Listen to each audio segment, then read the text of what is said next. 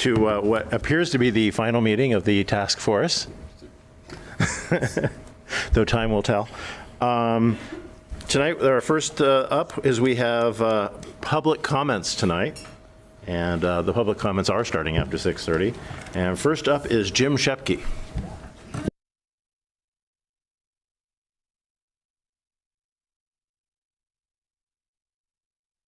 The roll call is the second item after his public comments on my old agenda I'm going off of.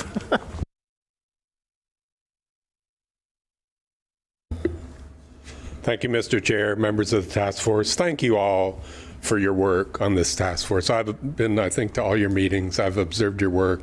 You've done a terrific job. You've worked so hard, and I think everybody appreciates the work that you've done. You have a handout at your place that is from me.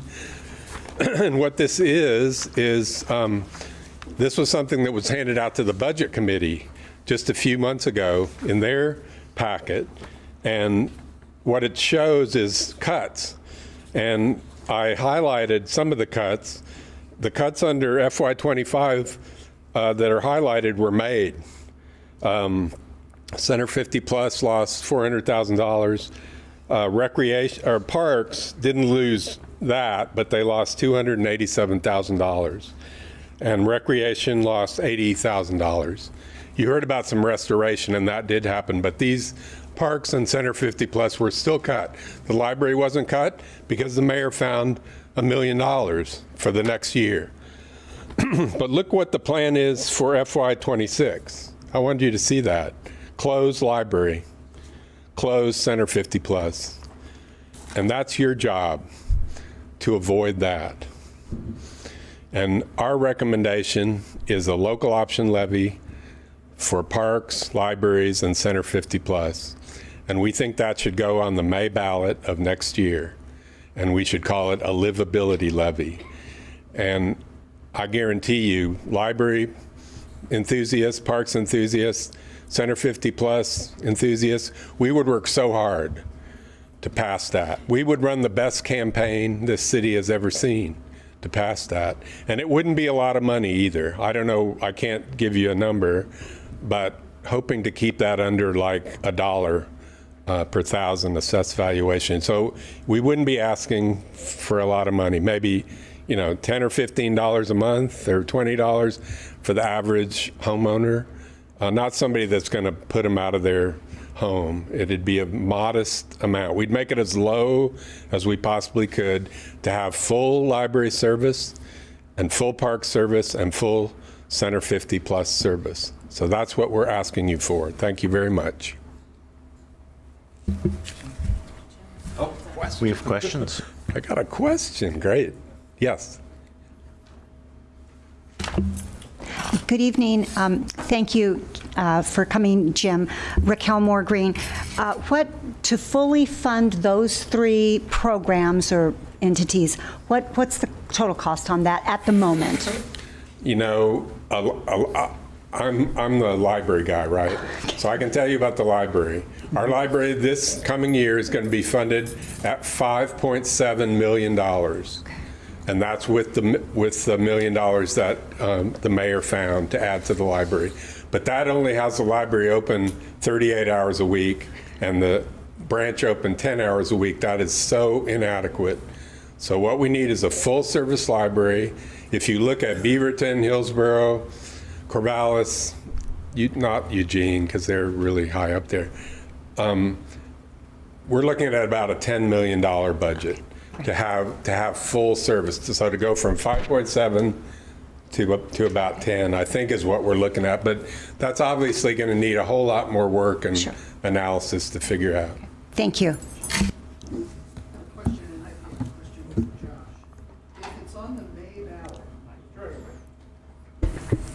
Becky Beeman.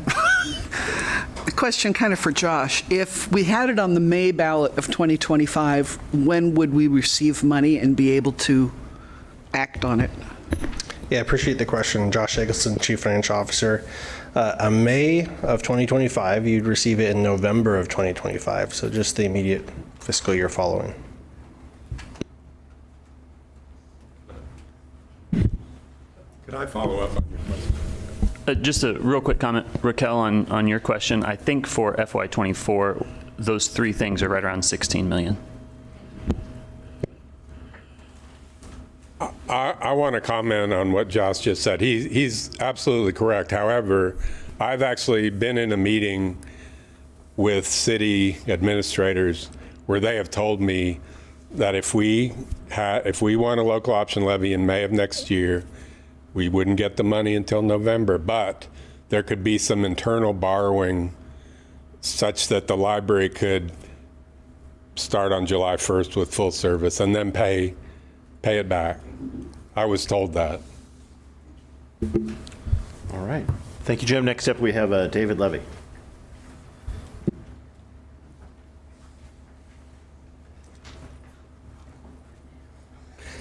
Thanks. Good evening. It is really hard to follow Jim. But my name is David Levy, and Mr. Chairman, members of the task force, ladies and gentlemen, I want to take this opportunity to thank you for your efforts. I am the chair of the Library Advisory Board for the City of Salem. However, I'm speaking in my capacity as an individual, as the LAB has not taken a position one way or the other on the Revenue Task Force recommendations. First of all, I want to thank you for your recommendations. I know it has been a struggle for the last 6 months. Kind of figuring out where to go from here for the city. So I appreciate your efforts and your hard work. And I also appreciate your recommendation for the livability levy. As Jim pointed out, time is of the essence. We simply don't have the resources after this fiscal year to do the things that our community, all of us, want our libraries to do.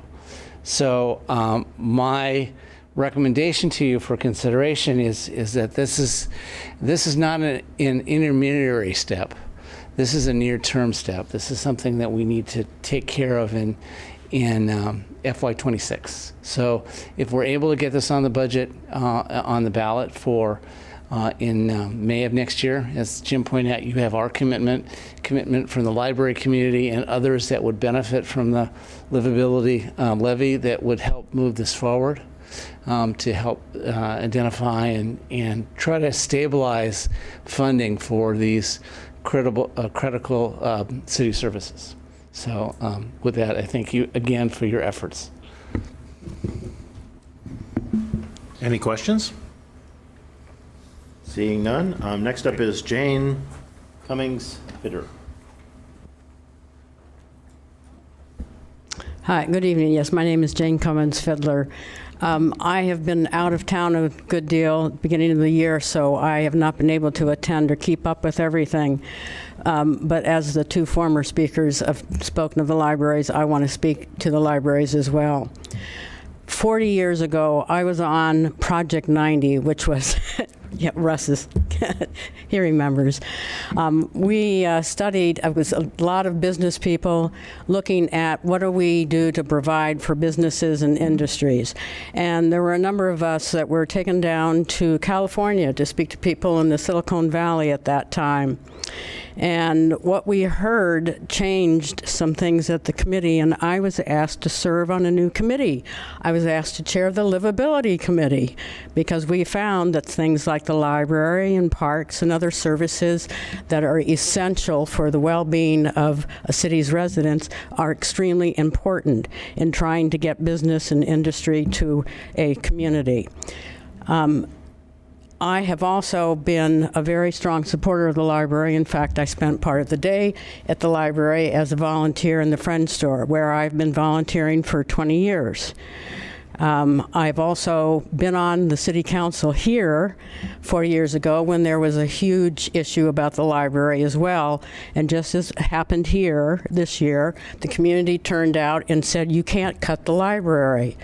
We managed to save it. And so we've saved it a little bit this year, as Jim said. But understand that just a few months ago, there were severe cuts made. Hours were cut back. I know we're trying to keep all the volunteers going at the Friends Store, so our hours are cut so that we can keep all the volunteers. But I guess I'll leave you with this. I have grandchildren, and I don't want the day to come when one of them says, I'd like to move back to Salem with my family. So can we go to all the old haunts that you used to take us to? And I would have to tell them, well, I can't take you to the library because it's locked down. We don't have a library anymore. I can't take you to the neighborhood park because guess what? The bathrooms have been closed. Some of the apparatus has been taken down because it's too dangerous not to have oversight of it. And there are weeds growing in some of the parks. I don't want to see that happen, and I don't think you do either. So I do hope that you will recommend a levy and that we can see a library, park services. And for me now, since I'm in my 80s, I can say I could probably use Center 50. I understand that I've been out there before. I know that it's very, very important to a lot of people who are younger than I am, but also those in their 80s and 90s, some of us are living to be. So I really hope that you will recommend a levy and try to save what is so important to this community. Thank you. Any questions? Seeing none, I will next move to the roll call. First person on the roll call, Becky Beeman. Russ Beaton. Here, wouldn't miss it. Scott Canwine. Katie Ciate. She is not present, right? Ken Collins. Here. Beth Vargas Duncan. Here. Matthew Hale. Here. Levi Herrera Lopez. Here. Stephen Jenkins. Here. Kathy Knock. Here. Ariel Lovall. Here. Lee McKenzie. Here. Raquel Moore Green. Here. Sean Nickus, present. Keith Norris. Here. Jean Palometer. Ray Quisenberry. Here. Nate Riefin. Here. David Reinhold. Here. Bill Reiki. Here. Gretchen Schilly. Caitlin Strathty. Here. Bill Smalden. TJ Sullivan. TJ Sullivan. Okay. Kathy Van Eckenvoort. All right. And that concludes our roll call. Next up, we have, now is it my understanding that we're approving 2 minutes today? That's correct. Okay. So we have approval of the minutes. The first set of approval is for the May 21st meeting. Does anybody have any changes or anything that they need to do to the May 21st meeting? I have a motion to approve. And a Made second. by Becky, seconded by Kathy. Thank you. All in favor, say aye. Aye. Anyone opposed, say nay. The ayes have it.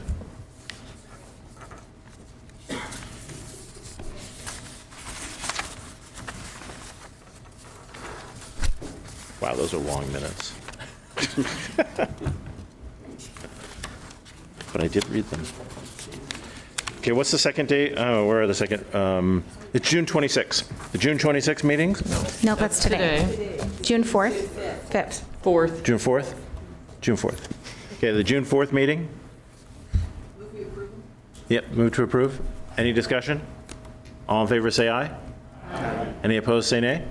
I abstain. I was not at that meeting. I had a work conflict. This is Beth Vargas Duncan. The ayes have it. And that second was from Kathy with a C this time. Thank you.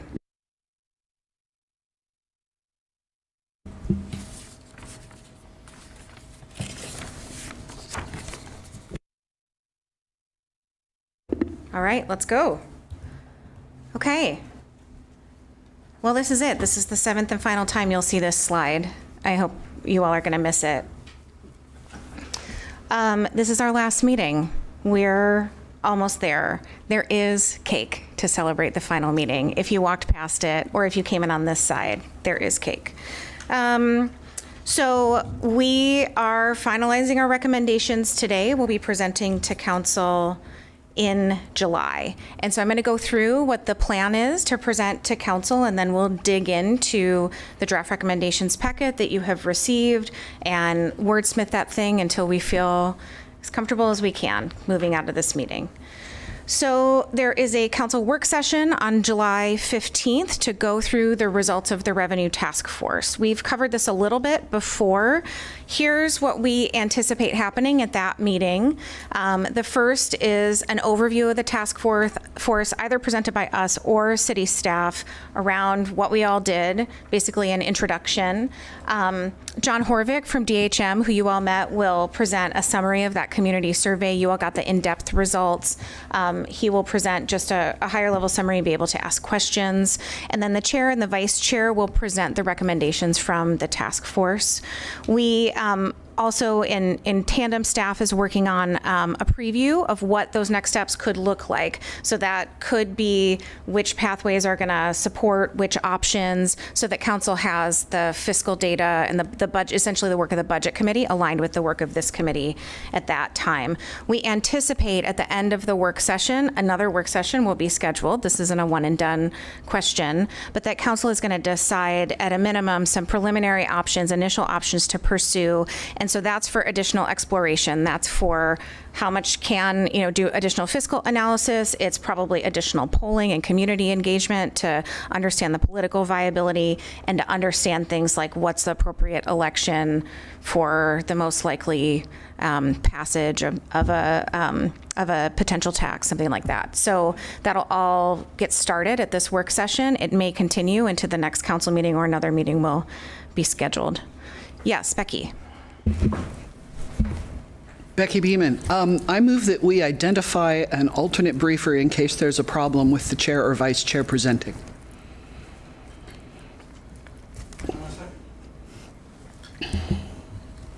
Any discussion on this motion? To add Repeat the motion. I move that we identify an alternate speaker in case the chair and vice chair are unable to present. So we need to discuss who. We need to come up with some who's in our discussion. Okay. Is there any discussion on the motion of having an alternate in case the chair or the vice chair can't make it to that meeting?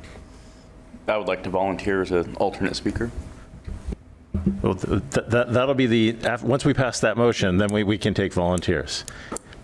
But I think you're a great volunteer. Thank you.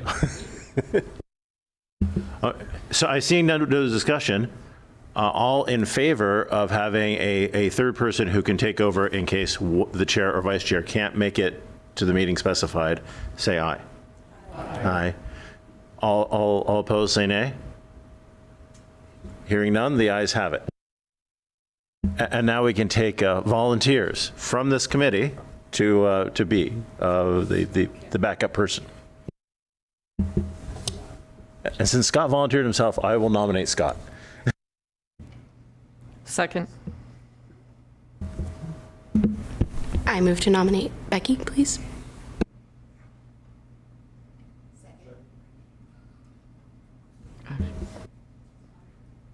Okay, we have two nominees. I'd like to nominate Russ Bean.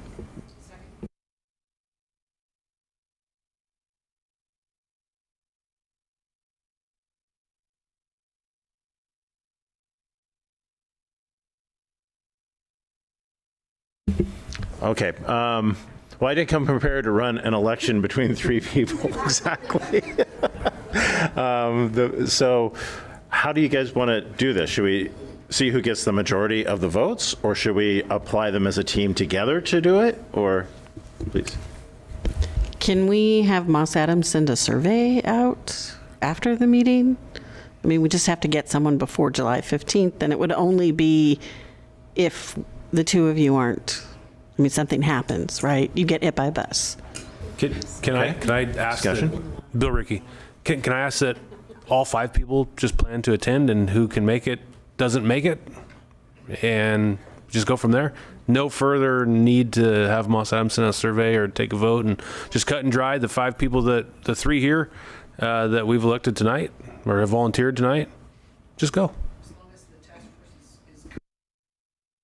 Can you turn your mic on, Becky? Sorry. As long as the task force is comfortable with those 5 people in some combination representing the results. All right, I will take what Bill said as a motion to nominate Becky, Russ, and Scott to all go to the meeting And should there not be enough people to present? Second. All right. Any discussion on that? Matthew. Oh, yes, Matt Hale. Would those three individuals then not be speaking members if both you and TJ are there? That's my understanding of the motion right now. The city council can ask anyone they like to speak, once the actual meeting starts. And somebody might turn to Russ and say, what line was it on the Oregon tax form? That kind of thing. I see Bill's hand up, but if I could just jump in, the next thing I was going to say was we want you to come to this meeting. We've asked you to come to these 7 meetings, but if you have the capacity to come to that meeting on the 15th, council will be really happy to see you. And they may have some more questions for the group. So if you're able to attend, I think that would be a really great opportunity. So the more, the merrier. Bill? Yeah. I would like to add an addendum to the motion to not allow the 5 people who've been nominated to ride in the same vehicle on the way to the meeting. I'm going to call that motion beyond the purview of this committee, so. I encourage carpooling. Russ, yes? I was on a task force for systems development charges, which was a lot less fun than this one. And the format was the chair gave a report, and virtually all the members of the task force were invited to comment if they wanted. I think that would be awkward with a group this size. But why is the format for reporting so laid out in stone right now? I think, I guess what I'm speaking for is you nominate all of us, and we may even want others. That's what was in the Correct. committee charter. We have a motion on the floor for these 3, though, to nominate these 3 to speak for the group. Becky, go ahead. Somebody needs to be prepared to speak. And so I don't want to have everybody prepared to speak. Any further discussion? All in favor, say aye. Aye. Any opposed, say nay. The ayes have it.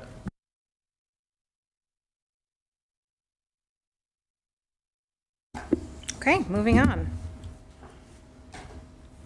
So you have before you, and we sent out last week, the recommendation packet. Right now, it's organized as an overview of the process, the revenue options themselves with the kind of big picture considerations, and then organized in near, medium, and long term. We also included the decision-making criteria that this task force used, revenue modeling that was provided, and then the community engagement survey results. And we'll go through all of this tonight, but let's start with these overarching considerations. There's a lot on this slide. This is both printed out in your slide packet and in the revenue options packet.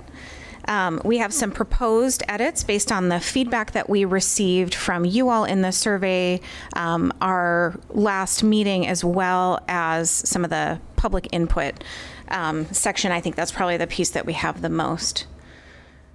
So if we could take a minute, what I'd like is any additional thoughts, and then ideally a motion to approve the proposed edits or not for the language on this slide.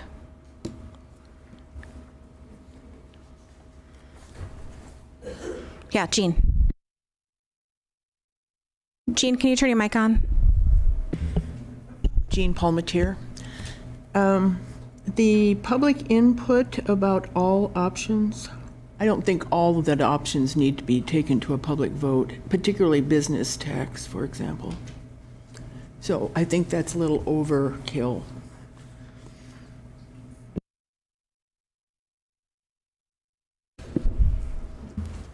Yeah, Keith. That was also going to be my comment on that particular bullet. I think that's a pretty restrictive statement to say that we'll take all of these options to a public vote. We have a representative government, and so I think we should let them do their work. Scott? Scott Cantonwine. What if we update the proposed language to be, instead of it is imperative to bring all options to a public vote, what if we amend that statement to be, in particular, it is imperative to bring all proposed taxes to a public vote?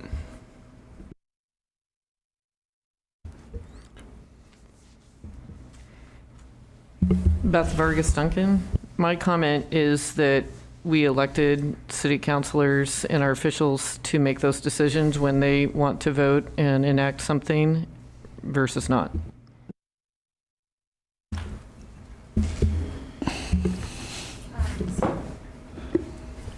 Bill S. and then Raquel. Sorry. Thank you, Bill Smaldone. I also think it's really the prerogative of the council to decide what goes to a public vote. I think in most of our discussions here, the two big ones, the local option and the proposed income tax, if we were to vote in favor of those, it's sort of been assumed that the council would probably take those. Well, on the public option, they must take that to a vote, and for the income tax, it's been generally assumed in our discussions that they would put that out to a vote. But I don't think we want to mandate that things like tax increment financing decisions and so on go to a vote. So let's just leave it to the council to decide. Raquel? Thank you, Raquel Moore Green, and I'm sorry I'm not looking at you because of my angle on the microphone. I would like to echo the sentiments of my colleague Scott. The last time I sat on this committee in 2018, I qualified that any tax increase, proposed tax increase, should go to a vote of the public. And I will reiterate that again tonight. I think it was unfortunately a very grave mistake that they did not heed that this last go-round. And I think any tax, you all just don't know what's coming down the road for taxes. I mean, between the alcohol tax, the transportation tax, we have an IP-17 on the ballot this fall. We've got so many things. To allow the public to decide what it is that they want to pay for, I think is really important. Thank you. Okay, Matt and then Becky. Yes, Matt Hale. I'd like to echo what Raquel and Scott and others have stated. We came here as volunteers to represent the community of Salem, and those individuals and business partners that I've been speaking with have told me that any taxation needed to go to them, they felt, for a vote. And I think we saw that in the payroll tax, and I think we see it in the community engagement survey data that we've been presented with as task force members over the last several months. So I can't say enough. I strongly recommend what Raquel and Scott are saying, and I fully support their ideas too. Becky and then Sean.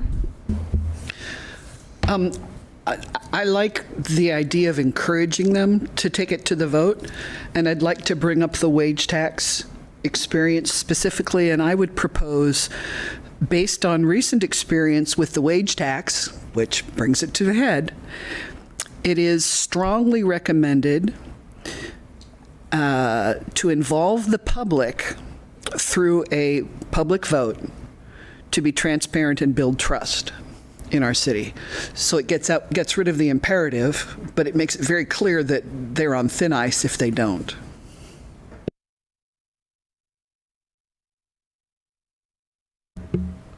Well, I'm looking at the taxes that we're proposing here. We essentially have 7, and I'm not sure why we would take a urban renewal increased frozen base to the public.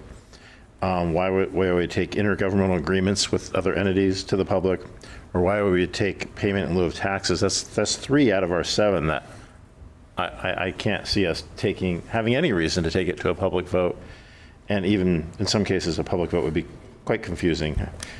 So we might want to change that statement in some way.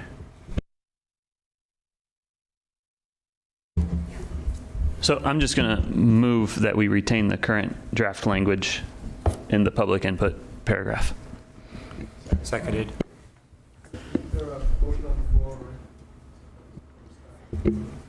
I have not heard a motion on the floor to this point, no. So we do have a motion on the floor now. We have a motion from Keith, and there were a lot of seconds, and I'm just going to pick Stephen.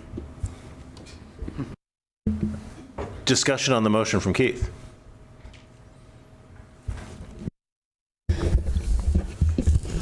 Ray Quisenberry. I just want to be clear on this. Your motion is to leave this as it is. Is that what you have, Keith? My motion is to not update the second sentence. So the original text on the left on the slide, to retain that text there that I believe facilitates the encouragement that Becky talked about of bringing this to a vote. And so to not incorporate the suggested updated language that is on the right. Oh, okay. Thank you.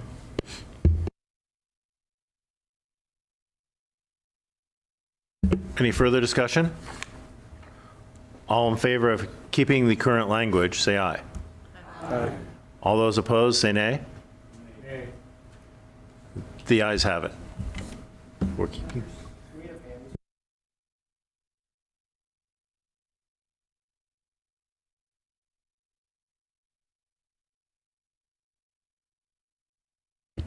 Anything else related to equity, sequencing, or public input you all want to talk about?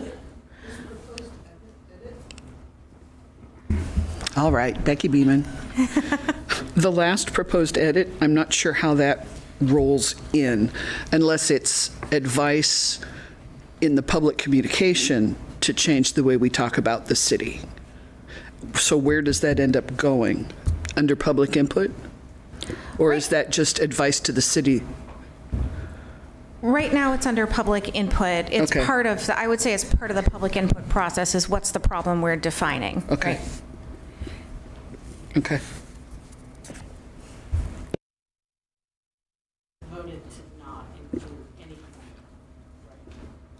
What you voted was to not, so the bullet that says update the second sentence, we're not doing.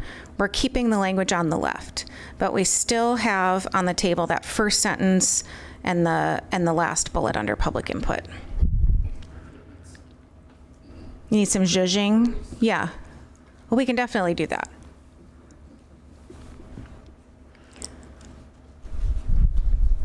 So if you're comfortable with the proposed edits for equity and sequencing, do we need a motion for that?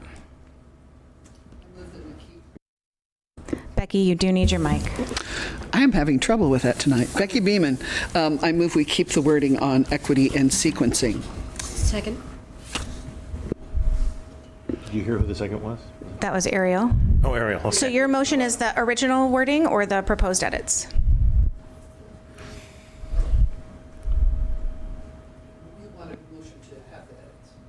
Well, one or the other. Sorry, I was just trying to move us along. I appreciate that. I move that we accept them as edited by the inputs on equity and sequencing. Any discussion on under equity and sequencing, keeping as the proposed edits as edited? Hearing none, we'll move to a vote. All in favor, say aye. Aye. Any opposed, say nay. The ayes have it. And public input, we changed the second bullet. No other changes? I think the prior motion could carry that one. Okay, great. Sorry, what did we decide? For under public input, so the second, I'll go back, hold on. The second bullet there related to options going to a public vote, that's struck. And the language on the left-hand side, the task force recognized the additional public input on the recommended revenue options would be beneficial. In particular, it may be important to bring some or all options to a public vote. That's the language that is retained. Unless Keith's going to clarify. I'm going to make a motion that we incorporate the proposed edits in the public input of bullets 1 and 3 in the public input section. Thank you. And I'm doing that just to clarify because I think my original motion said to retain the originally proposed language, and so to clarify that we are incorporating those two other bullets.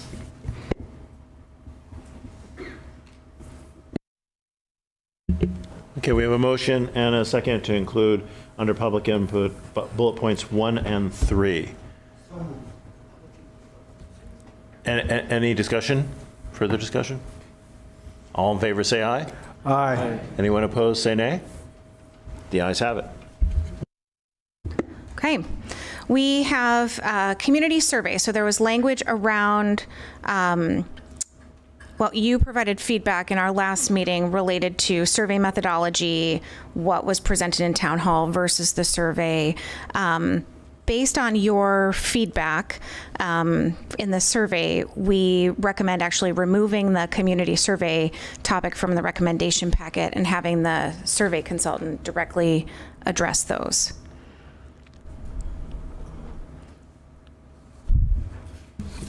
Raquel? Yep. Oh. Thank you, Raquel Moore Green. So what's he going to say? I mean, I think we had some really deep conversation around the survey and the community input. And if I recall in his presentation, he did acknowledge that there was a disconnect between the public in-person town halls that were held and the survey itself. And I realize that he will only be talking about the survey. Is that right? Courtney, do you know the answer to that?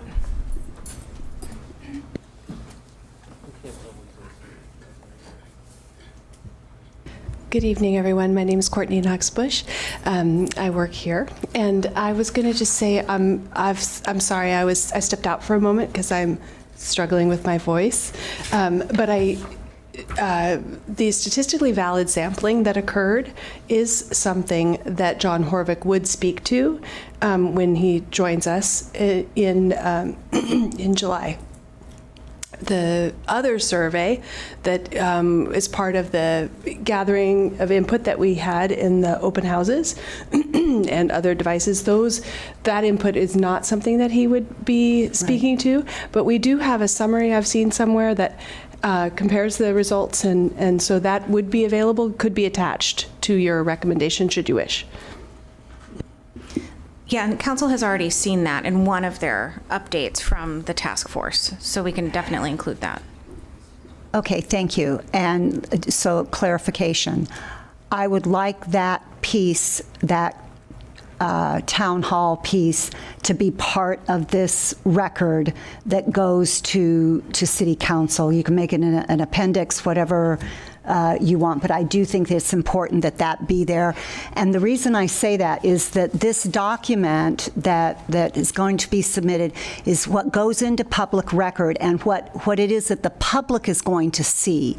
And I think they should be able to see everything that was done and discussed in a holistic manner. Thank you. Raquel, can you make a motion on that? So moved.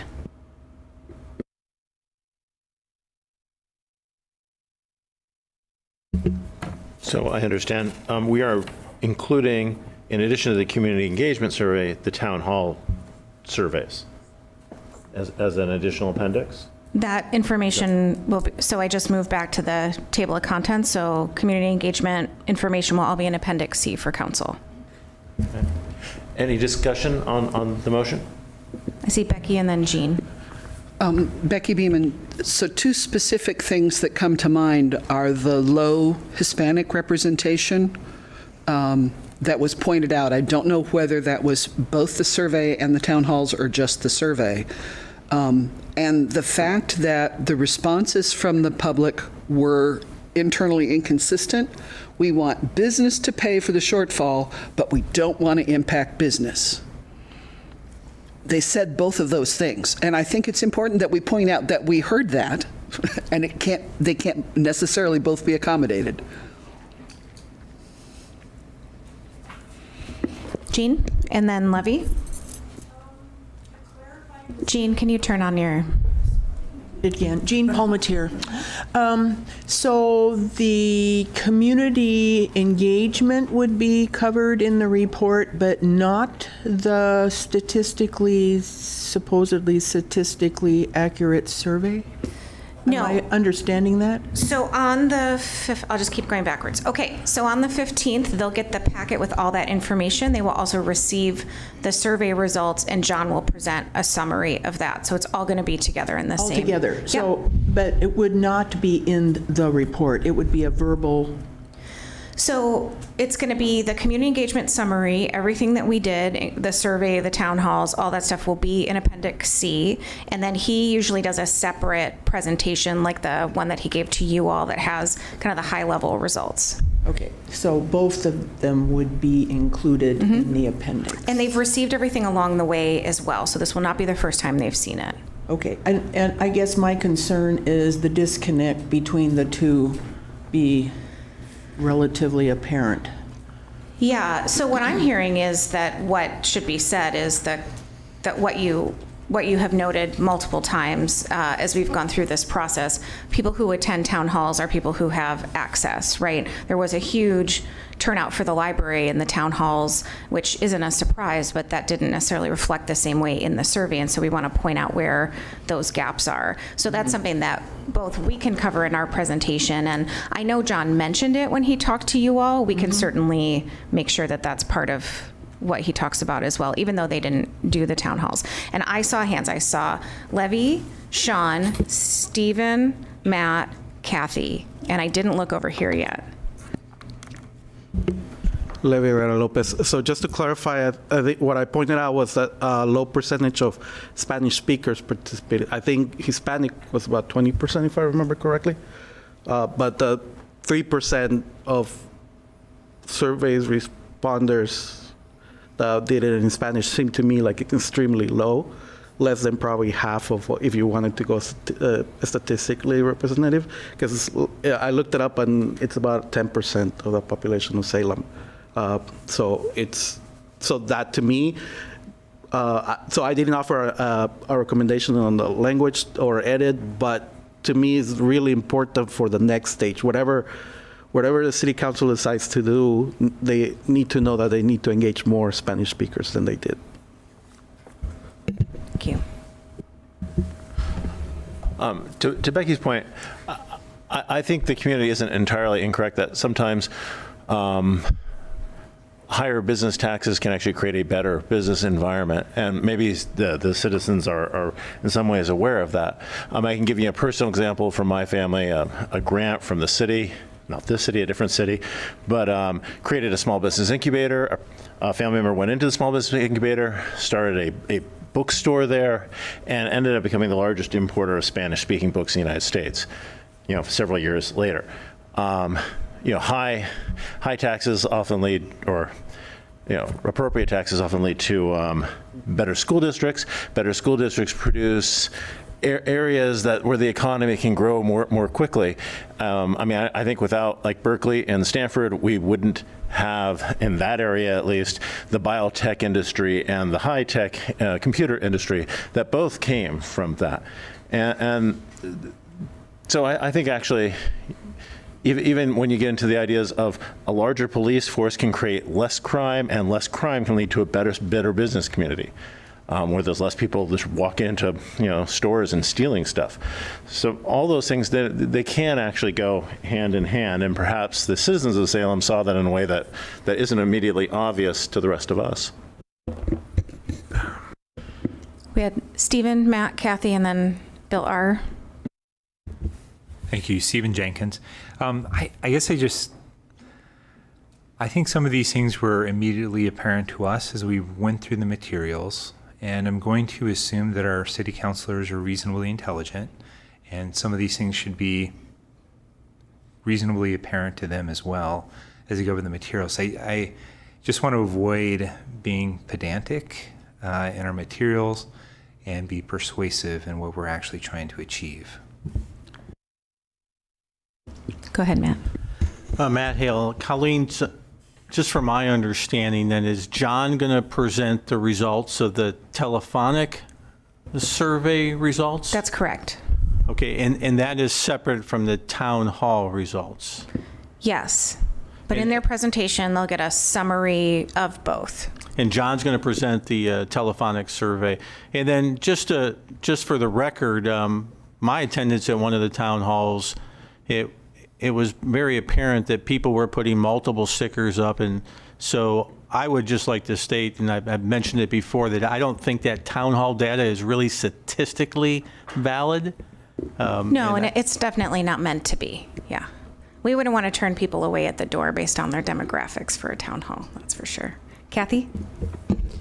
Kathy Knox. So I guess I'm a little bit confused on the conversation because this proposed edit you said was a result of like our feedback, and I have not heard a single person talk about wanting to remove this statement that's on the left about the community survey, and it seems to me that that statement covers what we're talking about. So I'm going to go out on a limb here and make a motion that we retain community survey. Second. Wait, isn't the motion on the floor to make an appendix for the community surveys? Isn't that, are we still talking about Raquel's motion? Yes, okay. Sorry. Before we move to the second, nothing wrong with your motion, but before we move to another one, do we have any further discussion on that motion? Point of, You got Bill. Okay. No, other Bill. I guess I just want to add, Sean, I think you bring up a good point in terms of taxes. Higher taxes sometimes lead to a better overall environment for all. However, in those surveys, the questions were leading. If I'm to ask you, hey, you want to go out to lunch today, and we get there and it's time to pay, and I say, hey, would you like to pay or would you like me to pay? And you're like, oh, well, I'd love for someone else to pay and buy my lunch today. That's essentially how the question was asked in the survey too. Do you think business should pay or do you want more services from the city? Yes. Should you pay or should businesses pay? Well, businesses should pay. That of course we're going to get that from a survey. That's leading, right, to what the city wants in terms of a business licensing fee. So I think it's imperative that that is brought up and the city council is made aware of that when considering those. Any other comments for this motion? I just have a point of order, actually. It was clarified that all these materials would be included in the appendix. The motion was that it be included in the appendix. So is the motion moot? No, is it moot in the sense that it was clarified that those materials would be in the... If I could have a clarifying on that. So thank you, because I did notice that, Raquel Moore Green, I did notice that also in, was it page 38? There's a narrative here on the town halls, but there's not all those pie charts and all the detail that we had. Now, and that's what I'm asking it to be included. And while to Matt's point, it might not be statistically representative. I think what's important in that is that the disconnect between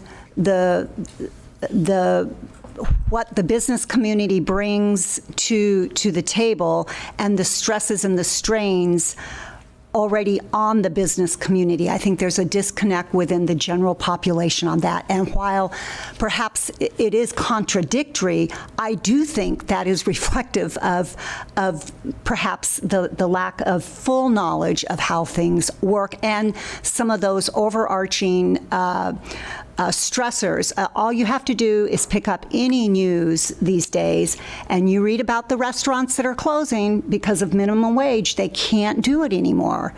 And, I don't want that happening in Salem, so I just would like to leave it at that. So that would be the motion, is that all that detail, those pie charts and whatever else that were presented to us, be part of this appendix. Annie Rose, do you want to? Yes, hello, good evening. I'm Annie Rose Favreau. I was just going to mention that right now all of those detailed packets are linked at the end. And so what I think you're saying is, instead of linking off to those other full resources where we're going through all the details, actually incorporating them in the appendix. Is that correct? Great. Oh, okay, and hopefully we can move forward. Any further discussion on this motion? All in favor, say aye. Anyone opposed, say nay. The ayes have it.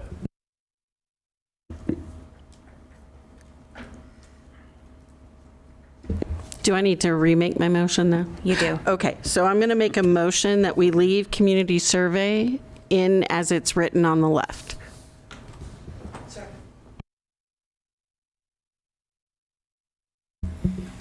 All right. Any discussion on this motion?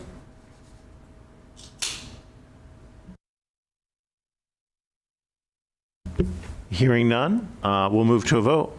All in favor, say aye. Anyone opposed, say nay. The ayes have it. Great. So we have 3 new bullets here for additional consideration for inclusion in the overall considerations for council. One is to note that this is part of a comprehensive consideration of the city's financial management model. We had some great feedback through the survey and some emails that you all sent related to sustainability, equity as guiding principles here. That is part, obviously, of your consideration framework, but we included that language here. We also added a recommendation for council to consider minimizing the economic impact on local businesses, and then to consider sustainability as well. I'm going to move that we incorporate the new proposed topics with 2 additional edits on that. One being the add the recommendation to minimize economic impacts on local small businesses, so adding small in there. And 2 being add the recommendation to consider sustainability and the ability of the revenue option to grow with inflation.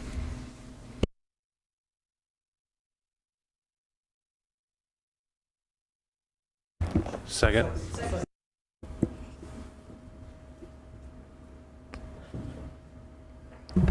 All right. Any discussion on the motion?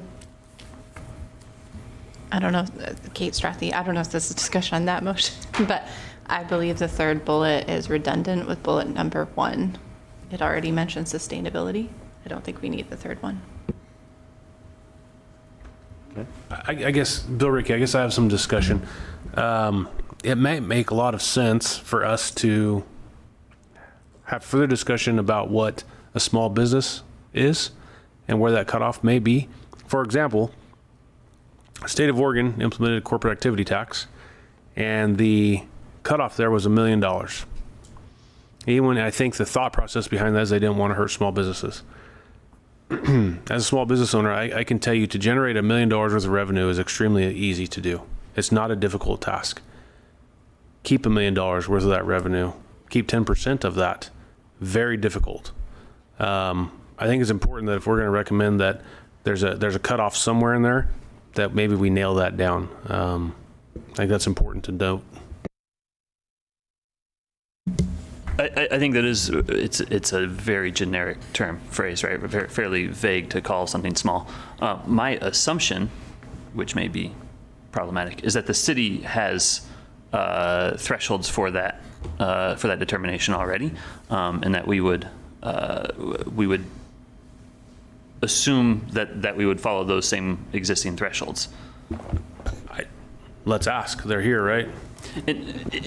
So, good thought, Bill. My other thought on that is I think you're right that it would be beneficial to have clarity on that. I don't think we are going to be able to provide that clarity today. That discussion and that determination is another 7-meeting long process. Well, I guess now's as good a time as any. I brought this up, I think, the last maybe 2 meetings, and I can tell you that probably nobody in this room more than I would like for this all to be done. Because I have 6 kids and they all have activities every single night, even in the summertime when school isn't in session, but they all play sports, and I'd like to attend their events.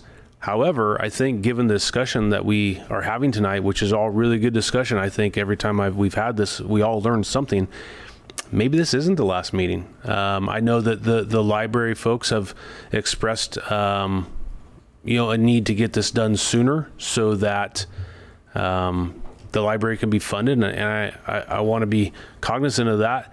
But I also want to be cognizant of turning over a good product that we all feel comfortable with to the city council, and that we can look our friends, our families, our neighbors, our employees in the eye and say, you know what? We took our time and we thought this out as much as we could before we presented it to city council, and we believe it's a good product. And I don't know, given the discussion that we've had tonight, that we're there. Maybe we're closer than it feels to me, but I think there's lots of questions, there's lots of discussions, and I don't know that we're prepared for that. And if the mayor can suddenly find $1 million to fund the library for the next year, I wonder what else could be found with a little bit more digging if the mayor, city council, and the city management is put in a pinch. There might be more out there. Just a thought. Keith and then Becky. So to the point of additional discussion, I think you're right. There's additional discussion that could be beneficial here. I think my thought on that is perhaps rather than continuing this particular task force indefinitely to achieve those goals, we could consider adding a recommendation about council, and I think it might actually be in here already, about council creating some additional committees and more targeted task force to answer some of those particular questions. Oh, we have Becky and then Stephen. I think there's a number of things that it's real important that city council define more carefully than they have in the past. And perhaps it's worth starting that list. And make sure that those items are identified as key elements of fixing this problem well, rather than just creating another wage tax fiasco. Stephen? Stephen Jenkins, maybe in the interest of time, this U.S. Small Business Administration has definitions of what constitutes a small business, and I took a look at kind of the standards of size in there. None of them have $1 million. I mean, some of the smaller ones are like 2.5 if you're an apiary, for instance, but if you're in forestry, it's like 500 employees, and less still qualifies you as a small business. So maybe for the interest of time, if we wanted to find something and we want to provide them some standard to look at, we could refer to U.S. Small Business Administration instead of redoing all their work. Nate? I would suggest that we don't add small business to this because it's something that requires definition, perhaps. But I would just make the point that anybody who's been in business, anybody in this room who's had a brick and mortar business and had employees, you know that the scale of your business has very little to do with whether you are successful or profitable. So I just don't think we need that language in there personally. So my question to that. Go ahead, Keith. Sorry, Keith Norris. I just jump in. Question to that, Nathan, is how do we define local? Right, and so there's already a vague term in there, I guess. And so my attempt here is actually to attempt to define how I'm interpreting or think we should be interpreting local a bit more specifically. Ken? Yeah, I like the idea of local small. And do we really have to define a revenue or a number of positions? I mean, it's the sentiment of what we're saying without defining local. I mean, if you're, in the city limits, is that it?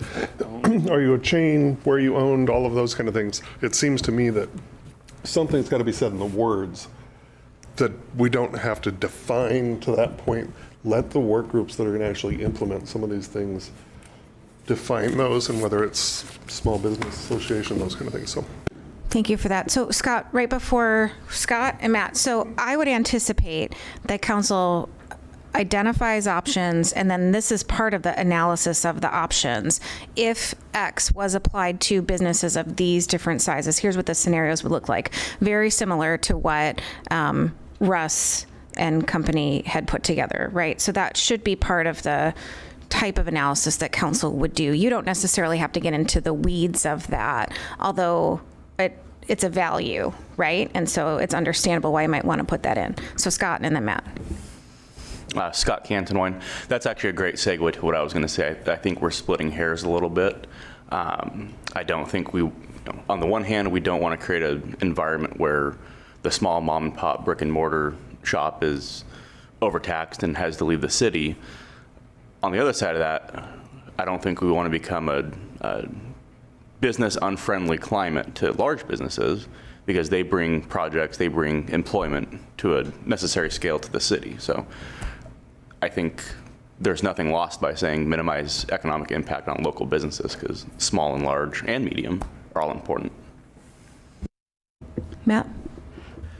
Matt Hale, just to echo what Scott was saying, I would just say maybe just change that second bullet to add the recommendation to minimize economic impacts on local business or the business climate or the Salem business climate, something along those lines that is a nice compromise and encapsulates everything.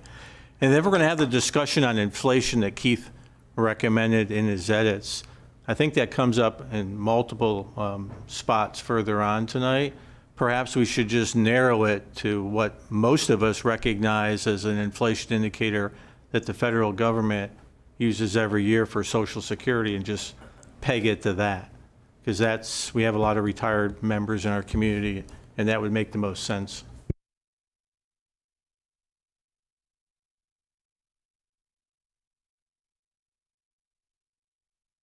That was a great discussion. Do we have a motion to keep these? So there's a motion on the floor right now. What is the motion? We better go backwards. The motion is for the second bullet would be to change the wording to add the recommendation to minimize economic impacts on small and local businesses. And for the third bullet, add the recommendation to consider sustainability and the ability to grow with inflation.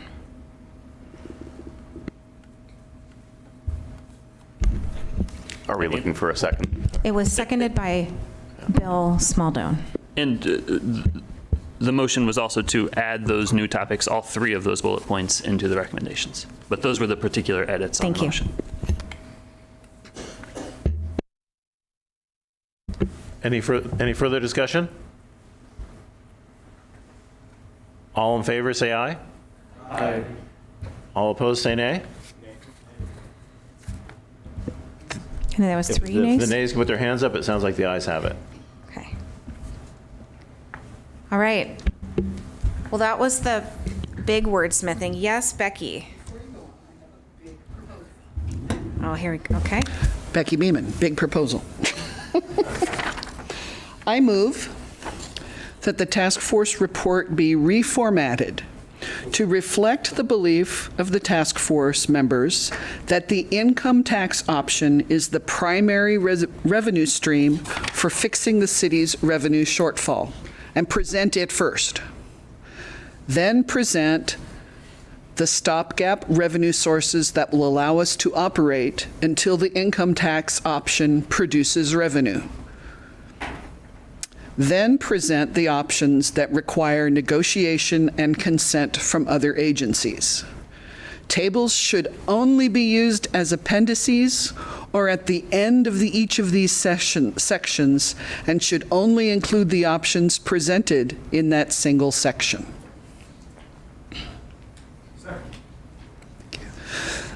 The purpose of this is to keep the audience with us. We spend a lot of time going through these options, and if we start by saying, ta-da, here's the options, we're denying them what we have learned, which is the big ticket item here is the income tax, followed by probably the local option levy, which ought to be the first of the things that get discussed next, and those other things that make it possible to survive until the income tax can be socialized, developed, and voted on. By not presenting the tables, we won't lose them. I got to tell you that trying to discuss one of the options on a table that's got 12 options is not possible with this group. I doubt it's possible with City Council. I saw Kathy's hand.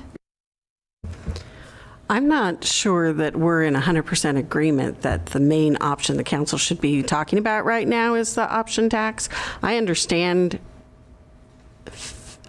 where this could potentially go, But there are so many details, there are so many conversations that need to happen with the public that I think we're kind of jumping way ahead of our community to make that statement that this is the answer for the community. I think personally, I like the format where we're like, deal with the immediate problem and then start having the conversations about the longer term problem. Because I just really feel like a lot of people are going to get very confused when they hear this for the first time, that this is just a differently worded wage tax. And we are gonna, without proper community engagement, we are gonna kill that option.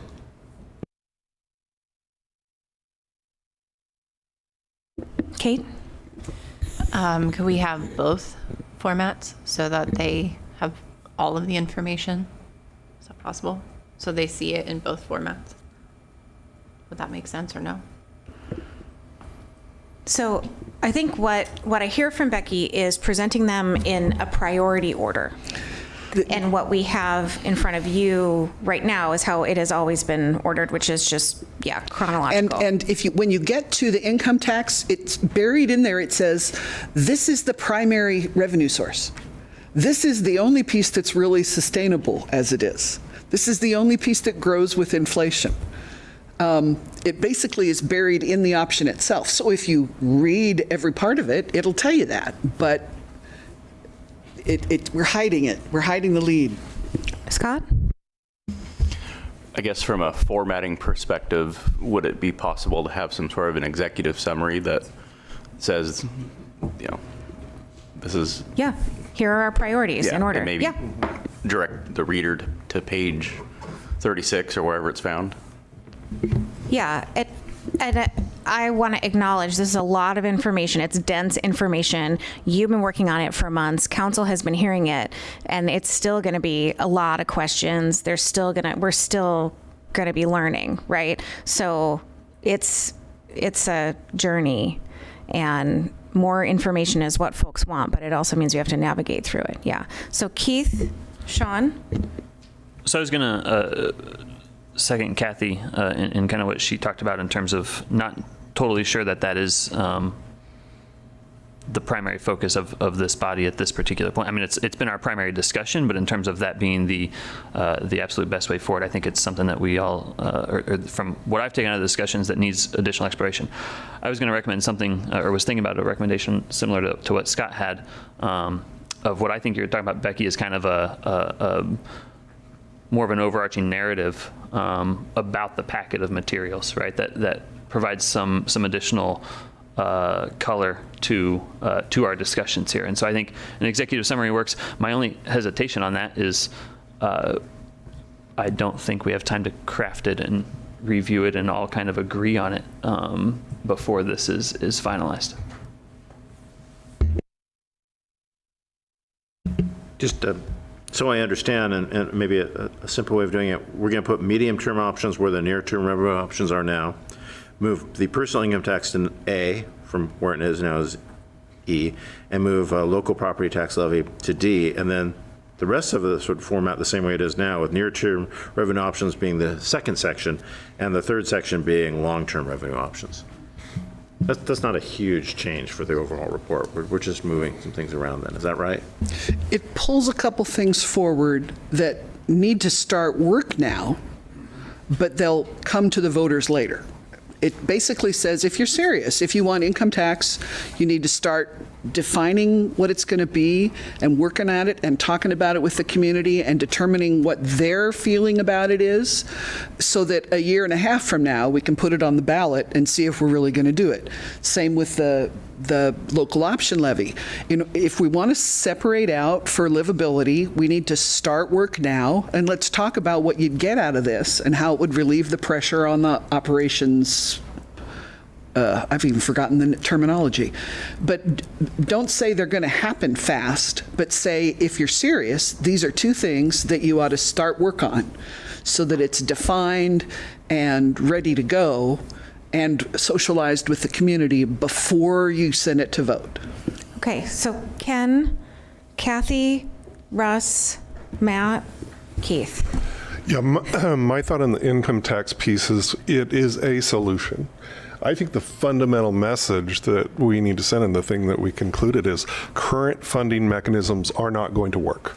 Tweaking what we have now is not going to solve this problem 1, 2, 3, 5 years out. And so you could tweak where that tax comes from, but I think the recommendation from me is don't just try to tweak what we have. We need a fundamental change in our revenue process, and income tax is one of our recommendations for it.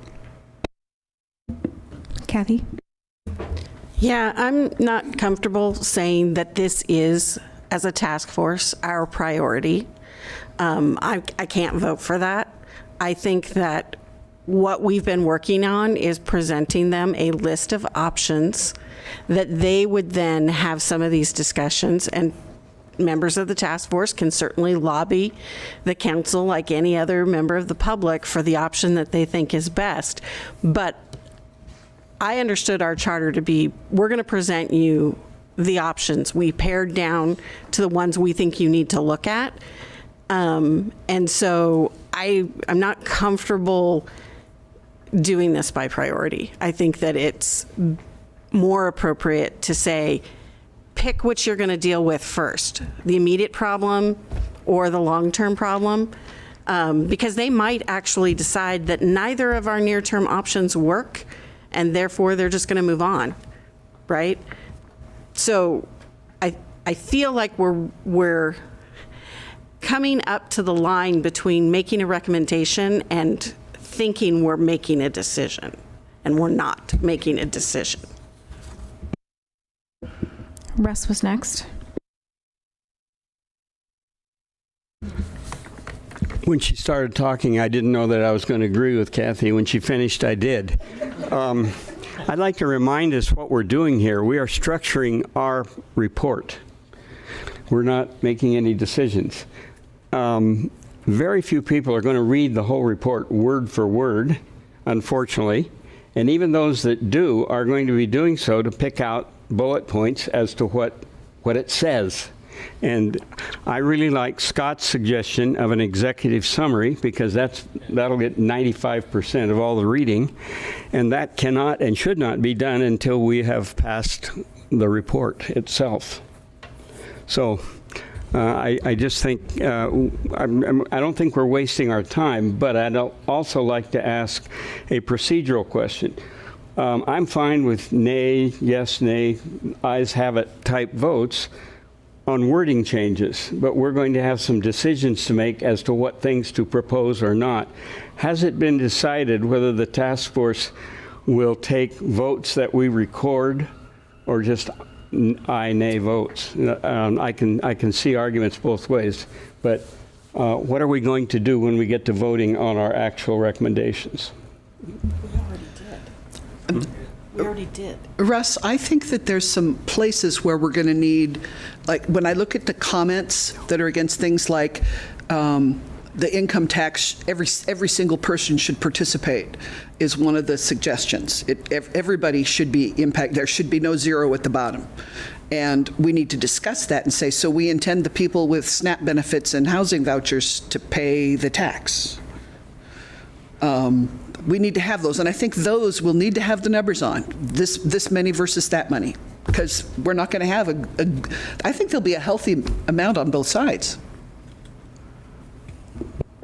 Bill?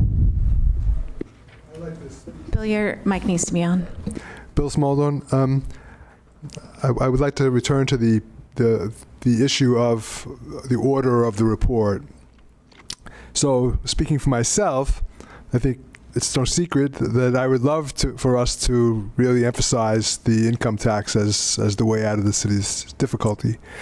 However, I do think that it's important that we have as much unity as possible in our group.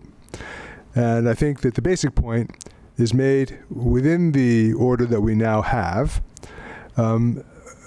We are certainly able as individuals, as Kathy pointed out, to lobby on our own.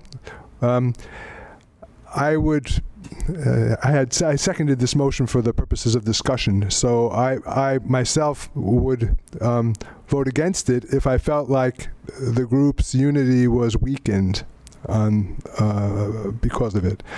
So I would rather see us go forward with what we now have, this order, if we are moving forward with a stronger support in the group as a whole. Go ahead, Matt. Matt Hale, just a second what Kathy and Russ and Bill have talked about. I feel like we're getting a little off track here, and we're wasting some valuable time tonight. I feel like what the motion that came on the floor and that was seconded sounds like a political decision, and I don't think we're a political body. We're a volunteer citizen task force to provide this menu of options to the council and the mayor. And that's how I feel that we should be proceeding.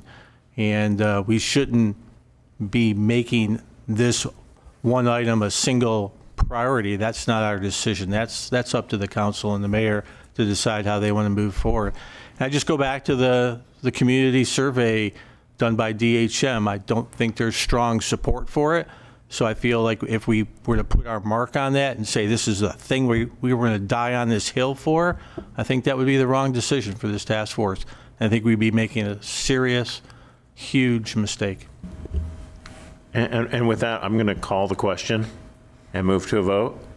So all in favor of moving the midterm options to the top of the report, vote aye. All opposed, vote nay. Nay. The nays have it. Good discussion, yes.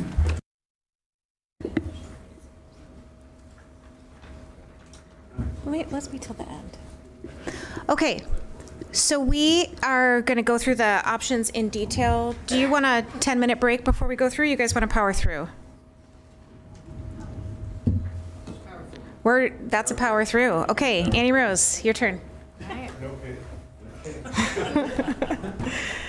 Excellent. All right. So we're going to go through, similar to the process we just did, of looking at the key considerations that were recommended by this group via the survey. If I can get my clicker to go here.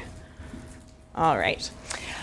So the first option that we have on the table is the business license fee. There were some proposed edits, including recommending that the city establish limits so that fee increases do not exceed the annual federal cost of living adjustment, noting that the city could provide services in exchange for levying these business license fees, noting that this type of funding source may not need to be taken to the public for a vote, noting that this funding source could help facilitate other city functions and there would potentially be reduced administrative effort, noting that the city already imposes business license fee, and finally noting that other Oregon communities have a business license fee in place as well. So I turn it over to the group for discussion of whether any of these edits you want to bring into the recommendation.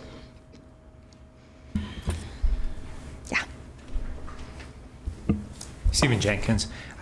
Tying the limits to federal cost of living adjustment, my concern with that is working in a public institution myself right now.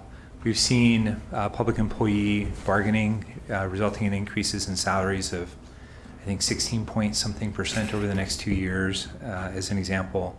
Cost of construction, escalation on construction's in excess of 8% a year right now. And CPI is less than that right now. And so my concern is we could find ourselves in a position where we're going to all be back here again because we've put a cap on things in such a way that isn't actually accounting for the actual cost of doing business as a governmental entity. So I'm going to move that we adopt the proposed edits except for the first bullet point.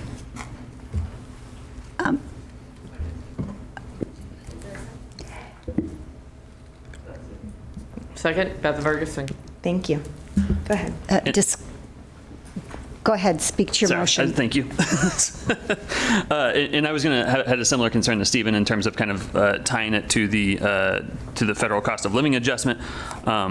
I think that reduces the city's ability to be adaptable. It's also a little misleading in that any action taken by city council can be undone or revised by city council. And so I think recognizing that they have the ability to adapt those fees. I mean, by implementing a new business license fee, we're already kind of exceeding that CPI because right now it's 0, right? And so adding a certain percentage to 0 is still 0. And so I just recommend we do away with that particular proposed edit and adopt the remaining 5. Thank you. Raquel Moore Green. So this is just kind of a real out there idea. We've got the verbiage on the original up there, and then we've got proposed edits.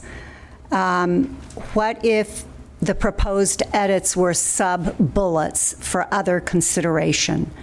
And we just put it all in there, and they get to see everything that everybody had to say. It's a thought. Thank you.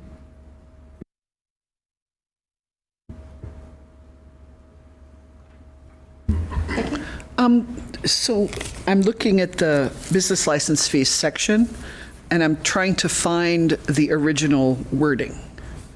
Where is that in the report? It's under key implementation considerations for the business license fee. Thank you.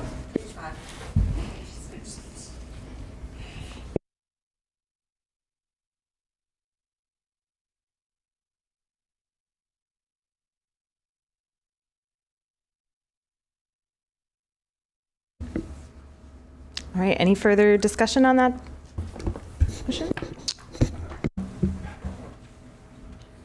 Seeing no further discussion, we can move to a vote. All right, hearing none. All in favor of adopting the proposed edits with the exception of the first one, say aye. Aye. Did I hear an abstention? You heard a nay. A nay, okay. And all not in favor, say nay. Nay. Can we get a show of hands for nays? So we have 1, 2, 3, 4, 5, 6. And I believe the ayes have it. All right. Well, And Bill Ricky, make a motion, talk about outside the box, and at the 11th hour, maybe just more to make me sleep better at night, but that we remove this. I don't believe that this is a good thing for our city. Second. So is the motion to remove the near-term option business license fees? Is that the motion? That is the motion. Okay. Discussion? Becky? Becky Beeman, this is one of those items where I think it might be worth conveying either the numbers or the population that votes for and against. If all of the business owners on the task force are voting in one way, it might be worth noting and telling City Council that there was unanimity among the business owners. Because it's not an insignificant point. I think, well, I think lots.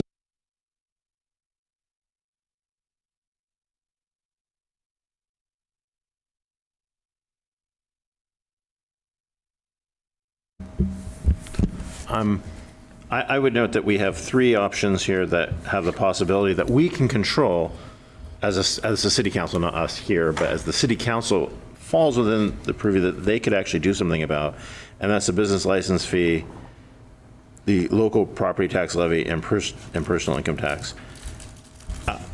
Outside of doing those 3 things, nothing else here is something the city council can really control or would have enough money to actually make a difference on the budget in a significant way. The franchise fees would be fairly small. The urban renewal is just a stopgap measure that can't last. And the other things are about trying to get other people to agree with us and other government agencies. So, and for that reason, I mean, I'd like to see us give them some options, and based from my point of view, in a way, we're getting ourselves down to just 2 options if we remove this one.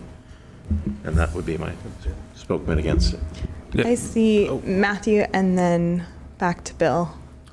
Sean, might it be worthwhile to have another vote to include what Raquel had asked earlier, that we just have the council see all the proposed edits and see where that vote might take us? Because I think that's important, but I also see where Bill's coming from too. And removing this completely from the list of options. Point of clarification, I believe that the last motion did pass, that all of the additional notes on this one would be incorporated, except for that first bullet. Well, I was suggesting that maybe we add that bullet back in, because I think that's what Raquel was asking earlier, to have all the bullets included, but we excluded the first one. Got it. Thank you for clarifying. So, all right, I think we had Bill R, and then here, and then Bill S. Well, Sean, I think you brought up a good point in terms of the three near-term options, maybe not being overly fruitful, and I think that could be said for the business licensing fee. You know, if you look at the original wording there, it says that license fees can ensure that public safety requirements have been met by the businesses. I understand that there's some passion in this room pertaining to that. I could only guess that would also mean that we have to pay somebody to ensure those requirements have been met. So what are we going to net from this? Does that, I think that's a big question. I think there's lots of questions concerning this. I think if we don't propose we don't propose some sort of limits on this, in my eyes, I'm a little bit concerned that we're opening up our checkbooks and writing a blank check. I think that's, as business owners, I think that's something to be considerate of.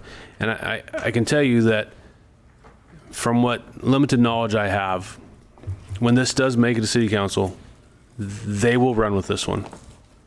City council members I have heard on record speak about this, and this is something that one of them wants. I think the fact that the questions of the survey were leading to this is all something that's very important to note, that this is a favorable option to put on the back of businesses of this town.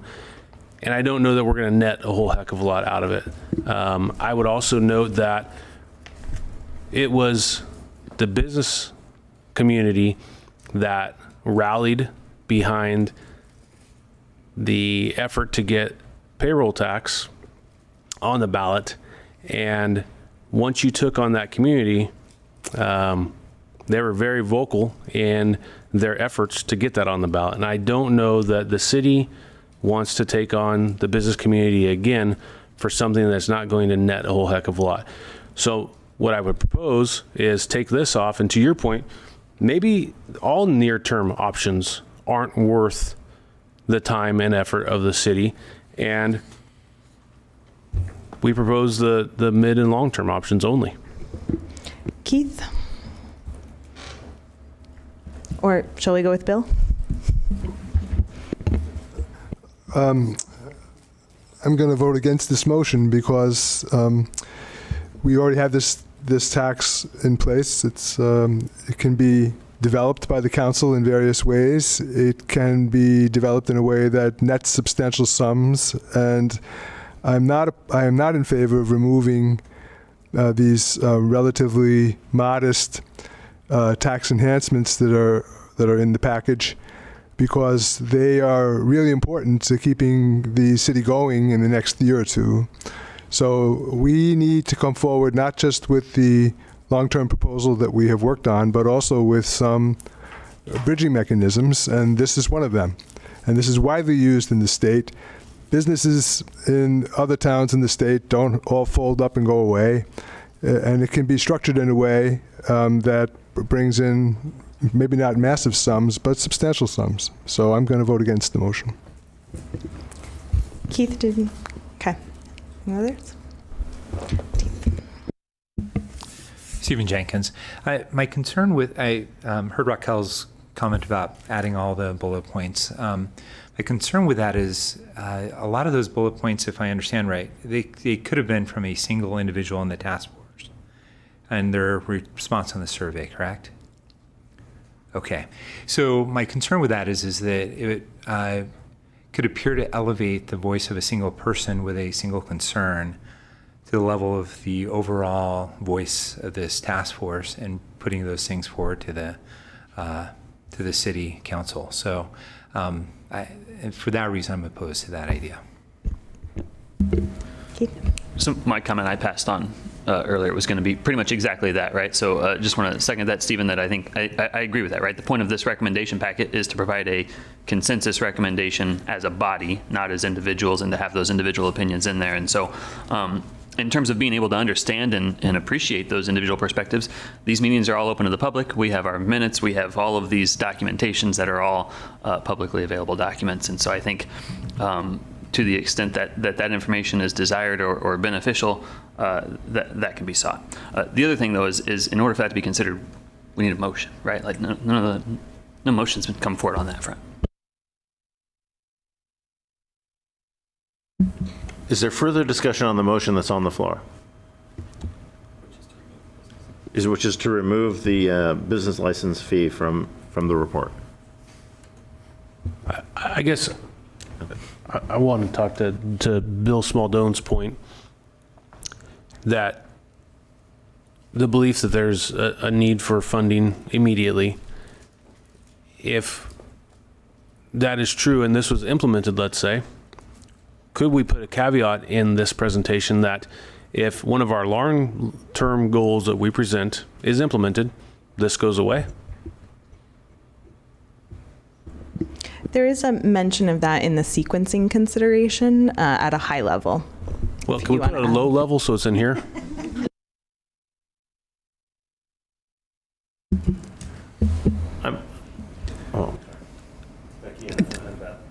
So I think it matters how much they're planning on charging businesses, and we don't know what that is.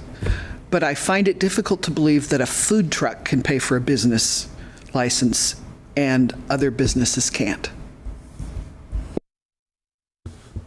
Again, Becky, to your point, I think that's saying we don't know what it's going to cost. All right, the question has been called by Beth. That should be in the minutes. And so we'll move to a vote. All in favor of striking near-term options business licensing fees, say aye. Aye. All opposed, say nay. Nay. Seems like the nays have that. But should we do a division of the room and record Let's do division. Okay. First, all in favor, raise your hands.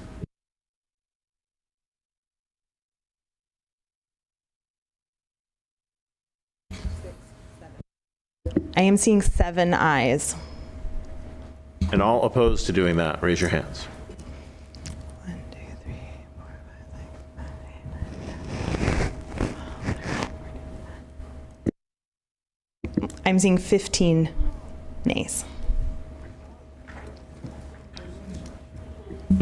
And the nays have it. All right, any further discussion on business license fees before we move forward? Nate Raffin.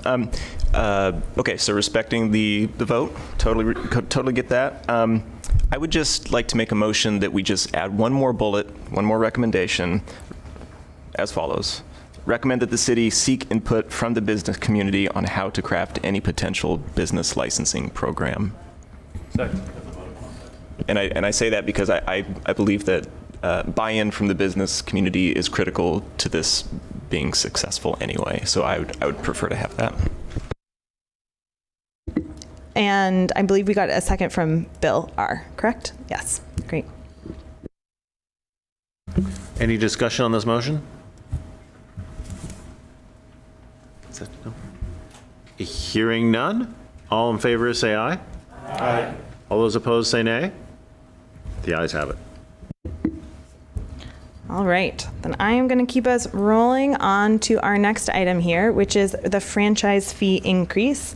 There was no original proposed language here, so there were 2 additional edits that were suggested. One is that the idea of putting measures in place to either limit or not allow fee increases that exceed the annual federal cost of living adjustment, similar to the last recommendation, and then also just noting that residents would experience this fee as either an increase of their utility bill, assuming that utility service providers pass along that increased fee to their customers. So discussions on the, okay. I love how all 3 of us are now calling. Okay, I'm seeing one bill and then right over here as well. All right, go for it. Bill Smaldone, I move that we strike the franchise fee increase. Okay, can I speak to my motion? Mm-hmm. So it seems to me, upon rereading this option, that it runs counter to our desire to use taxes that are equitable, and this would result in another flat tax that would be built into the utility system and would not really bring the city very much money.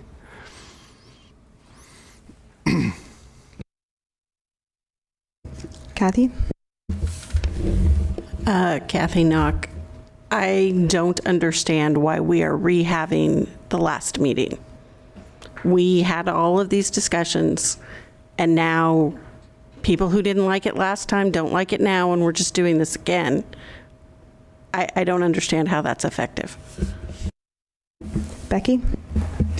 This is one of the options that we kept so that we would have something in the near term, not because we like it, but because we need something in the near term.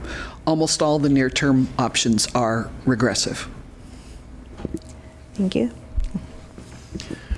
Scott Cantonwine, just to echo what Kathy said, I don't think this is the time or place to relitigate all these things that we've already previously decided on. I think the time and place for those discussions would be any rulemaking sessions or any future council actions on implementing these. So I propose, just good of the order, we stop wasting our time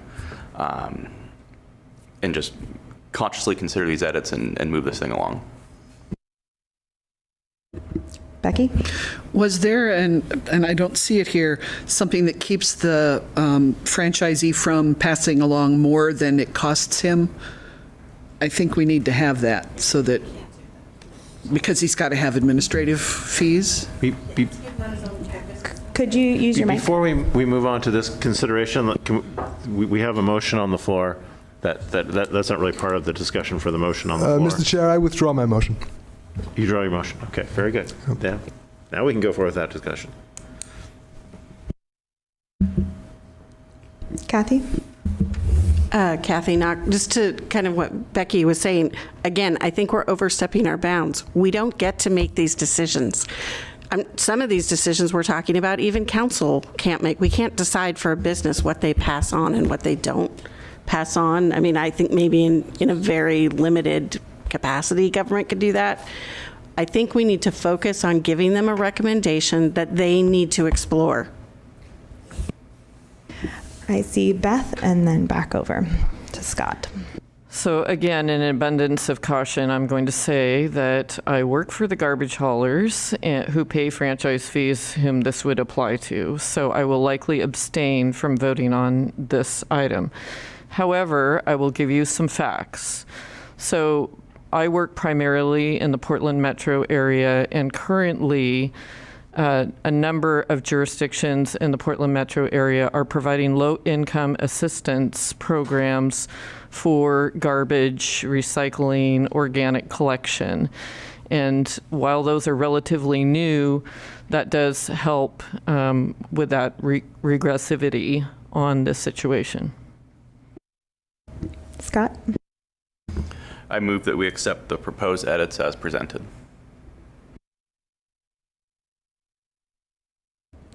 Who is the second on that one? Becky, great, thank you. Over to Steve. Stephen Jenkins. I would vote against that simply because I think that we need to be consistent on bullet 1 around the annual federal cost of living increase. And I won't repeat my arguments, but I think that should be taken off. Okay, any further discussion on including the two proposed edits? All in favor of including them, say aye. Aye. All those opposed, say nay. Nay. I'm abstaining. And please have the record show that Beth has abstained, and I would say we need a division. I have no idea who had more there. It was quiet on both sides. So all who would like proposed edits, please raise your hand. All who are against including the proposed. We're going very slow counting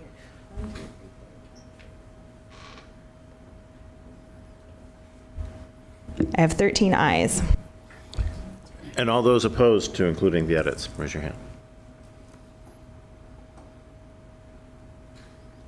And 8 nays. And one abstention. So the ayes have it? Yes. All right. Well, then moving us forward to the urban renewal increased frozen base. And we had some comments that came in. The first one is to note that if a URA is closed, it cannot be reopened. I believe that that might be in reference to the fact that once the base is raised, it cannot be unfrozen and cannot be lowered back down. So we could clarify that in the language if that was the intention of the comment there. Also noting that this option may appear as just moving money from one budget item into another budget item, and noting that this task force did not look at activities within urban renewal that would be impacted by a decision like this as well.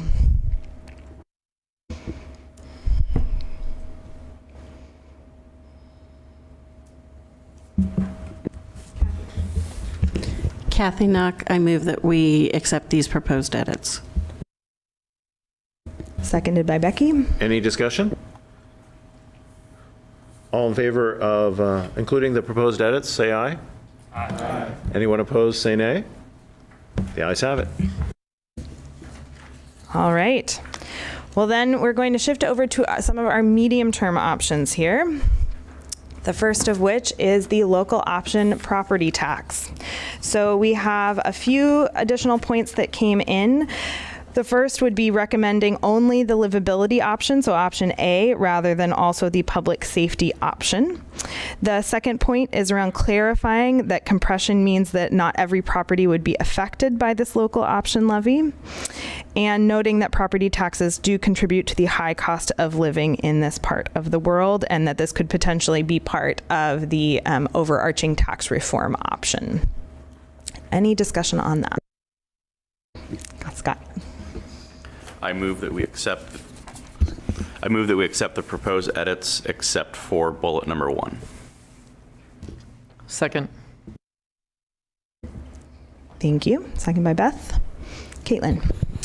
I don't think I was the person who said this, but I do disagree. I think that, public safety, although on this paper it shows that it will decrease, we also see that the library and Center 50 Plus will close. So it's not that they're going to lose staff, it's that they will completely close. So I think that is an important edit to include.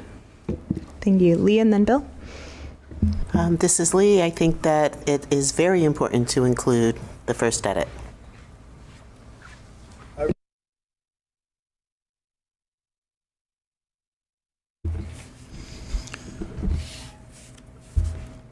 I guess my recommendation and not only recommendation, my recommendation and not only recommending, excuse me, the livability levy is I don't see a need for us to pigeonhole ourselves into one option only. I think going back to what's been echoed numerous times and that we are making kind of broad recommendations, I don't think we need to take things off the table. I don't think we need to only recommend this levy. If there are groups, obviously the library group has been very passionate about coming to these meetings. I assume they'll be passionate about pursuing this livability levy. Similarly, if there's another group within the city who's passionate about prioritizing public safety, I'm sure that they will come to the table with a local option levy. So again, I think it's outside of our scope and purview to pigeonhole ourselves into one levy only.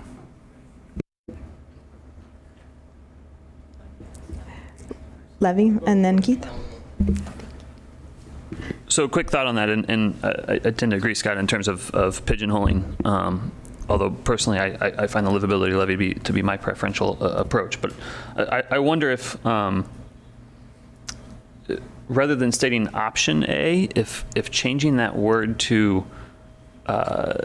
like example or some other, to the idea of we're not pigeonholing, right? There's a number of things that could be that we could do some local option levies to. And so while these are two that I think have come to the forefront for us, indicating that we see these as two examples that are worth attention, but not necessarily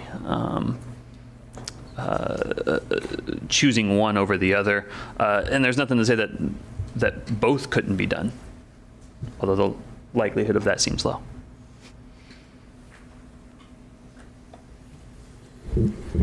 Levi Lopez. So I kind of like that idea of giving it as an example. I think it's abundantly clear City Council has prioritized public safety, in my opinion. So they don't need a reminder that they need to allocate funding for that. But what we've heard and what we've seen many times is that like the library and those things are the ones that are getting that are facing the cuts that we saw in this attached document. So if we provide it as an example of this is what could be focused, I think that would send a message that we're wanting them to also look at this to cover that. But to me, it's clear there when push comes to shove, public safety will be the thing that City Council has prioritized. I'm not saying that it's a bad thing, but that's a reality. So it's just the other things that I think are in trouble.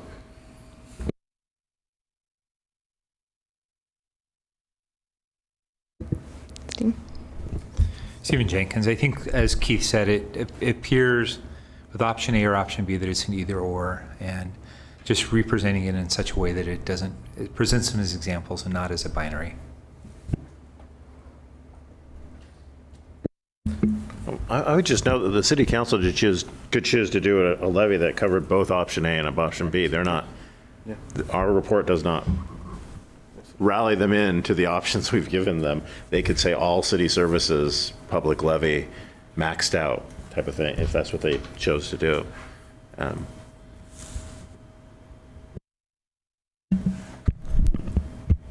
So I agree with that. And so to the idea of example, I guess I'll suggest that as a friendly amendment. Is that how we do that here? Friendly amendment to Scott's motion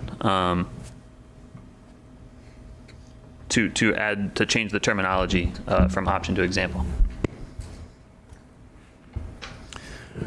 I would accept that amendment. So perhaps I'll restate my motion to include the proposed edits except for bullet point 1 and change the original language to remove option A and option B. This is going to get really complicated. And say example instead. I don't. That's not what I want to recommend. Strike the word option and include the word example. That's not what I want to recommend. I want to change the first sentence to read strong recommendation to structure the levy to pay for specific services that are important to the community, comma, such as, colon, bullet point, remove option A, start with create, keep the balance of that sentence. Second bullet point, remove option B, start that sentence with create, and retain the balance of the sentence. The second agrees. Okay. We have a motion and it's been seconded. Is everyone clear on the motion? So sometimes when people read things out, it's hard to, yeah, I understand. All right, so we'll move it to a vote then. I don't see any further discussion. Any further discussion? Okay. We'll move to a vote. All in favor, say aye. Aye. Anyone opposed, say nay. Hearing none, it passes.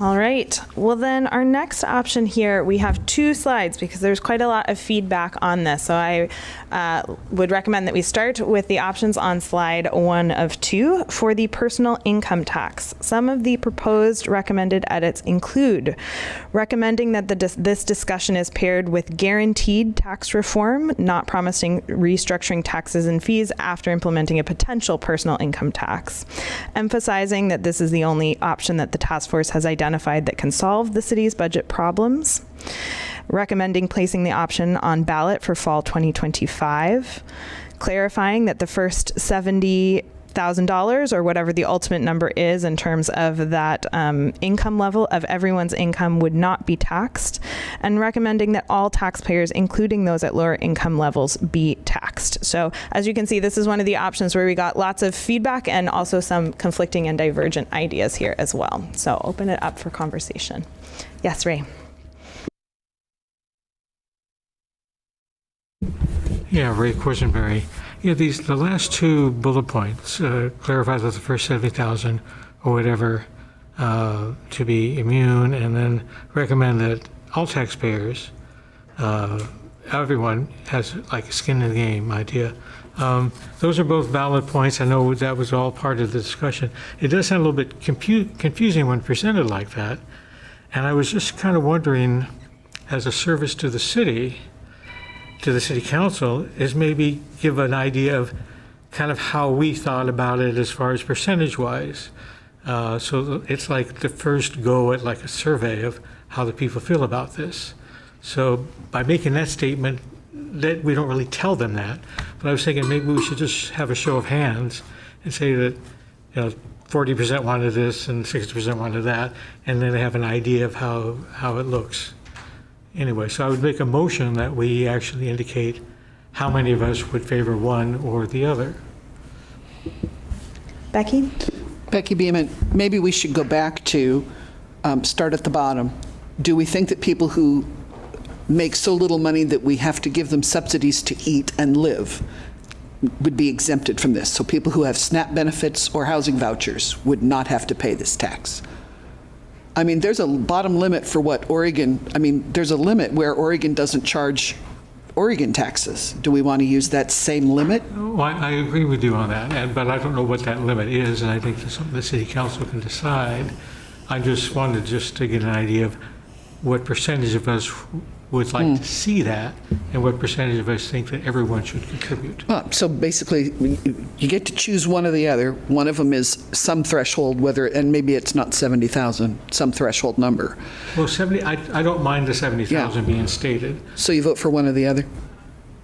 Yeah, and then make that as part of this report to let the city council know this was kind of our breakout on how we thought about it.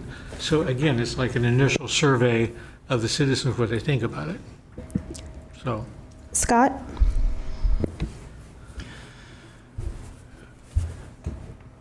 I have a number of thoughts, and I'm trying to organize them.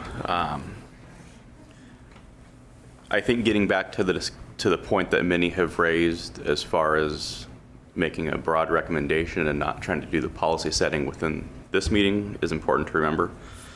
To that point, I would propose that we keep the final bullet point on this page and rephrase it to state, recommend that all taxpayers, including those at lower income levels, be taxed in an equitable manner. Because regardless of what we put in here, there's going to be substantial public comment, substantial rulemaking, and this document will be a distant memory by the time that process has been exhausted. And then just as not a point of clarification, but just a good of the order, part of that rulemaking will be defining $70,000. Is that for a single taxpayer? Is that for a household, head of household? Because a single taxpayer making $70,000 is not low income. But again, that's getting far afield from my point that we should keep this simple.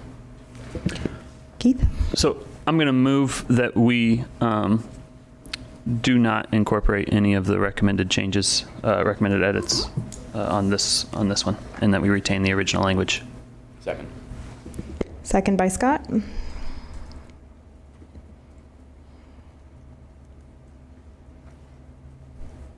I'm a little confused. Did we have a motion on the floor from Russ right now? There was not a second to Russ's There was not motion. a second, so there is no, okay. So then we have your motion on the floor now. Russ's, or sorry, Ray. I'm so sorry, Ray. Ray's motion was if we include all of these bullets because they came from individual comments across the task force, to note what proportion of us said yes or no to those bullets.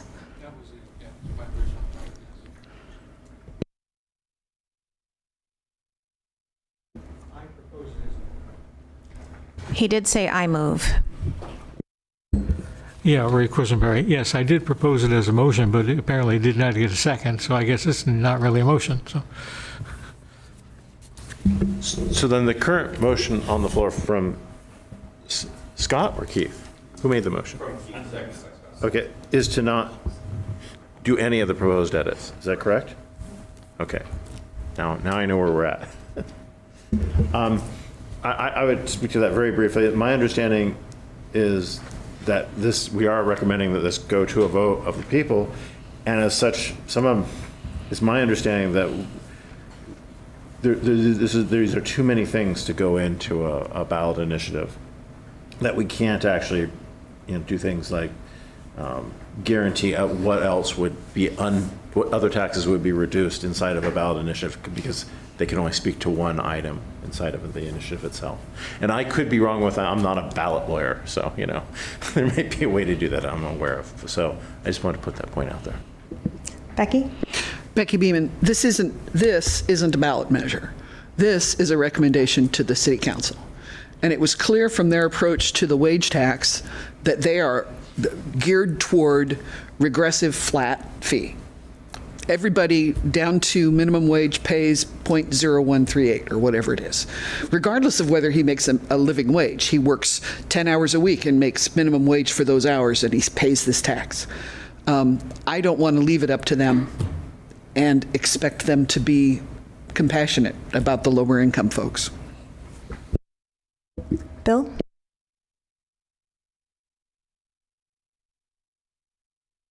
Bill Smaldone. So for clarity's sake, we're voting, there's a motion out there now to vote up or down on whether we want to accept these 9 comments. It's just the first 5, to clarify. It's just the, okay, the motion is for all? The motion was the motion is to reject all 9 proposed edits. All 9 proposed edits. Oh, so it's both pages. Okay. All right. Well, there are some difficulties with some of these suggestions that are in the report. So, for example, number 9, to amend the description to clarify that there may not be a feasible mechanism to levy this tax on employees working within city limits who do not live within Salem. This is a problem because it seems that there's been a misunderstanding in the proposal itself, which, if you go back up to the description, says a tax on income of residents of Salem. The tax may also be assessed on employees working within city limits. So my understanding was this was a tax on everybody who files an income tax return in Salem. End of story. Okay, it has nothing to do with whether somebody lives outside the city and works in the city. If you don't file an income tax return in Salem, you would not be taxed. So if I can, Bill, if I can speak to that in terms of relative to my motion. So I totally agree with you, and I think this is a formatting question. So I have that indicated in the PDF of our actual recommendations. That falls under the who pays section, right? And so I have teed up in my notes to make that change on that particular section. These proposed edits, at least the way it's presented right now, are geared toward the key implementation questions.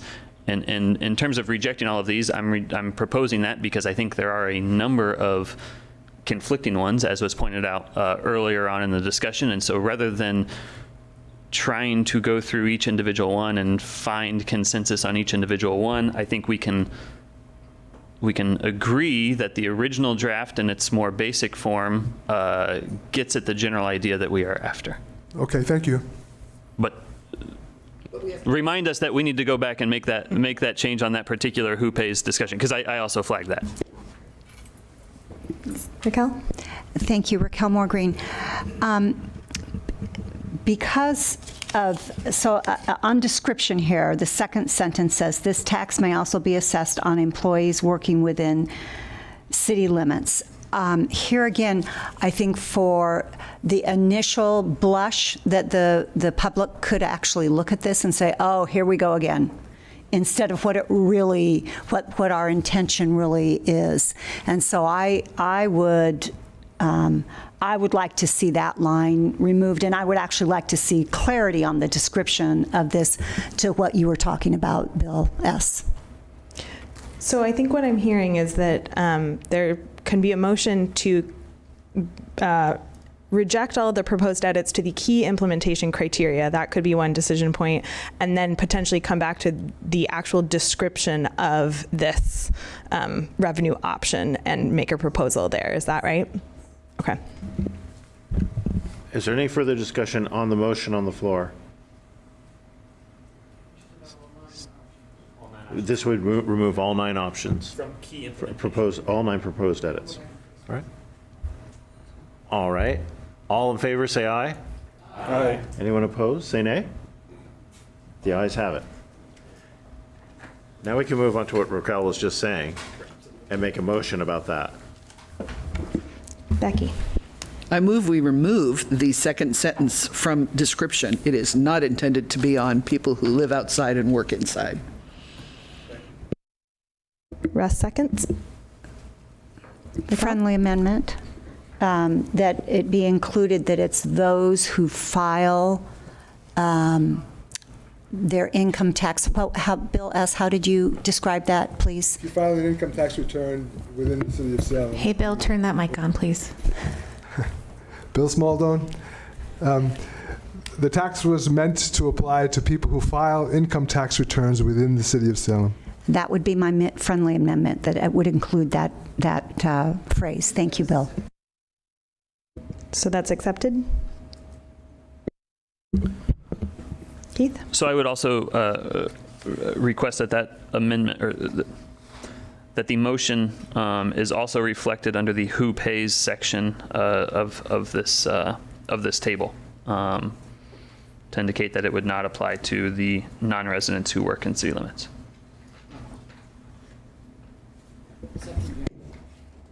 Amendment accepted. Any further discussion on that motion? All in favor of clarifying it does not apply to non-residents who work in Salem, say aye. Aye. All those opposed, say nay. The ayes have it.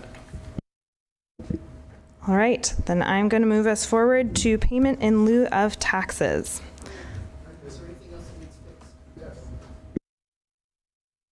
All right, I will keep us back on personal income tax.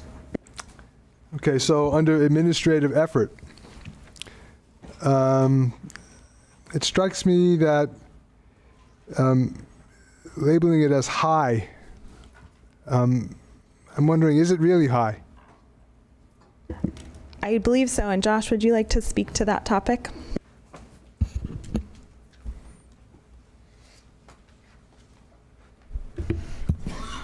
Yes, as compared to the other proposals, it's extremely administrative heavy.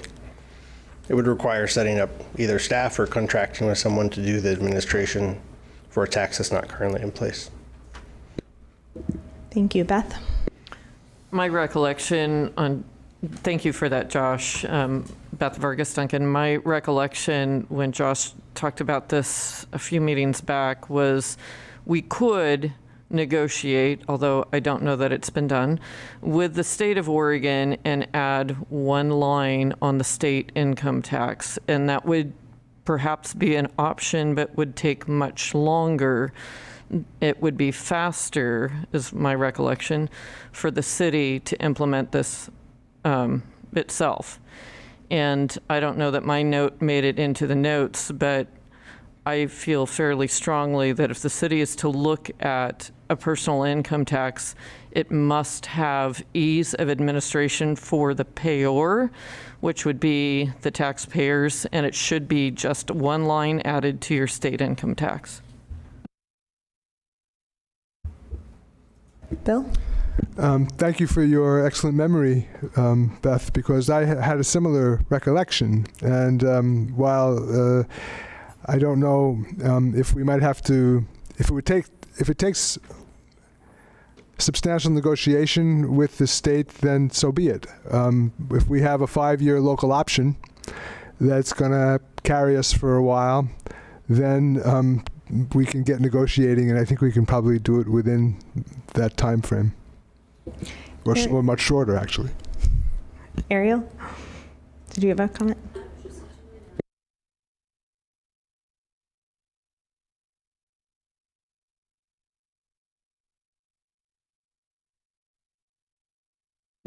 Russ? I would remind us all that the scenarios, which I understand will be presented to the council, are all based on adjusted gross income, which in a manner that would not require filing an income tax return. So it could be much simpler. Of course, that all shakes out with the details as to how it would be administered. Becky? Becky Beeman, I think we want to go to the key implementation considerations, the first bullet, and change it. Some people want to make that 0 instead of 70,000, but maybe we should make it some minimum threshold. Is that a motion? Yes, it is. Scott? I'd like to propose a friendly amendment to the motion to... Do we have a second on that motion? Not yet. Okay. Before we move. I'll second the motion and then propose a friendly amendment. Thank you, Scott. Becky, what if we make it read, strong recommendation to ensure that this tax will be levied in an equitable manner, including not adding any additional taxes for low-income residents? Period. Period. That works. And the second agrees. Good, since you made it. Beth? I call for the question. Question's been called. All in favor, say aye. Aye. Anyone opposed, say nay. The ayes have it.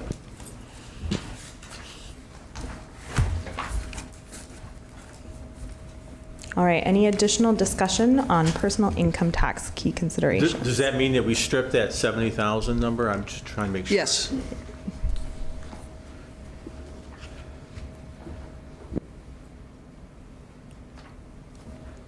Becky? Becky Beeman, as written, this option does not say anything about the strong, essential need to communicate with the community about this as it's developed and over time. Do we need to add that? This is just looking for comment from people. Do we need to add something that talks about how essential it will be to socialize this?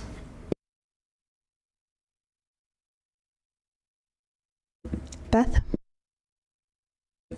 Mike? Oops, Beth Vargas Duncan. I think if the city of Salem started talking about a personal income tax, many people would be paying close attention.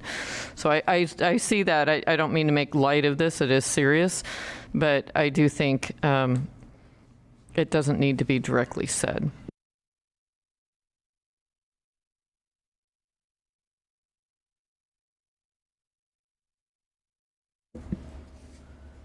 All right. Well, then I believe we are ready to move on to the next topic. Okay. So the next one here is payment in lieu of taxes. And there were quite a few comments that came in. We tried to get them all on one page here. The first is around noting that the bodies, federal, state, county governmental bodies, consume city resources and yet do not pay any property tax. The second recommendation here is to not use the PILOT acronym throughout, and just keep it payment in lieu of taxes, as folks may consider it to be a pilot program. Using the term tax exempt or nonprofit rather than clarifying example institutions like universities and hospitals. Strongly recommend exploring options specifically from the state, noting that exploring pilot options with the state would be tied to the legislative session. Considering expanding the recommendations to explore pilot options from any entity type, not just county, state, and federal entities. And if that were to be adopted, consider if there's a way to structure this equitably for nonprofit organizations. Discussion on these. Keith. I move we accept these proposed edits. Second. Any discussion? Caitlin? More of a statement or question. Could we also invite our local legislators to the city council meeting? Because that would directly impact them.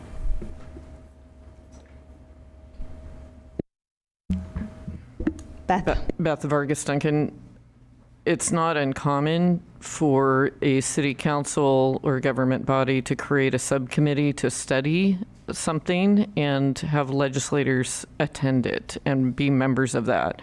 So I think that could be a viable option to try to move something like this forward.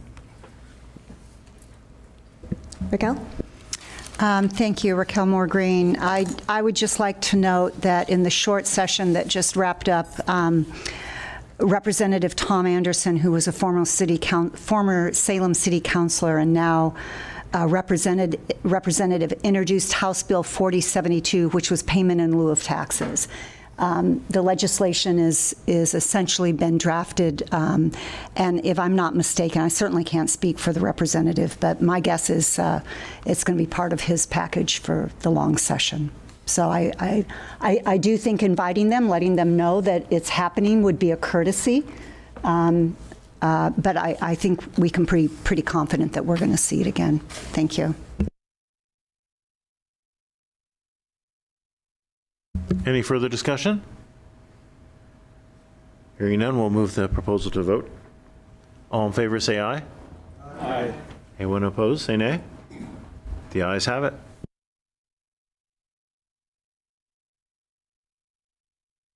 Intergovernmental agreements and entities, next option here. And for this one, there was no original text, but some ideas came through here. One was just to include an existing example of what an intergovernmental agreement or entity could look like, such as 911. There were two options here about recommending exploring an intergovernmental entity centered on homelessness within surrounding counties.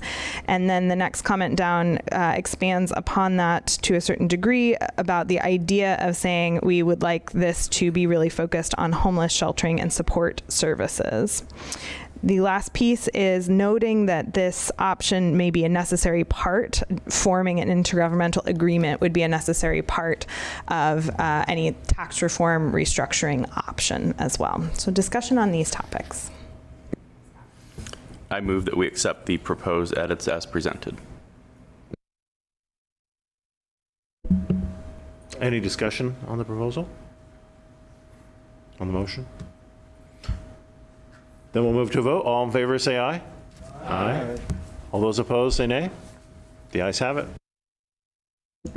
All right. Well, then we've got to tax restructuring and reform. We have some edits here.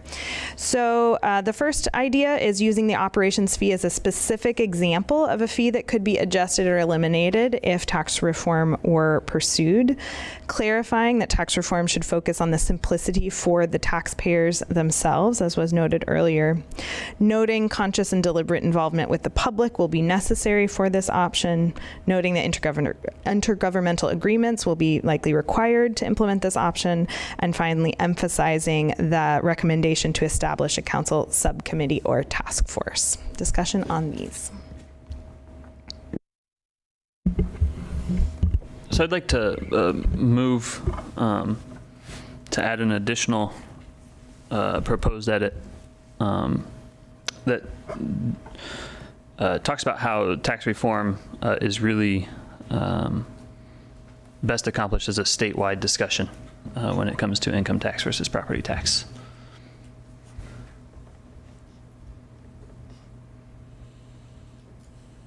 Second. Second by Nate. In my thought there, and this is something I remember talking about to be able to speak to my motion here, talking about when the income tax first came up, right, is doing the tax reform and property tax reform and income tax reform within a city is potentially more fraught with risks for the city and our residents unless it is accomplished at a broader statewide level.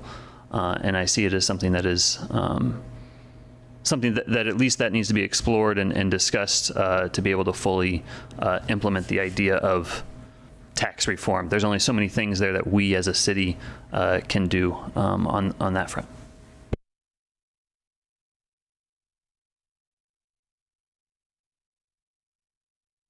Any further discussion on the motion? Becky? I have a question. Is the state where our property taxes are established?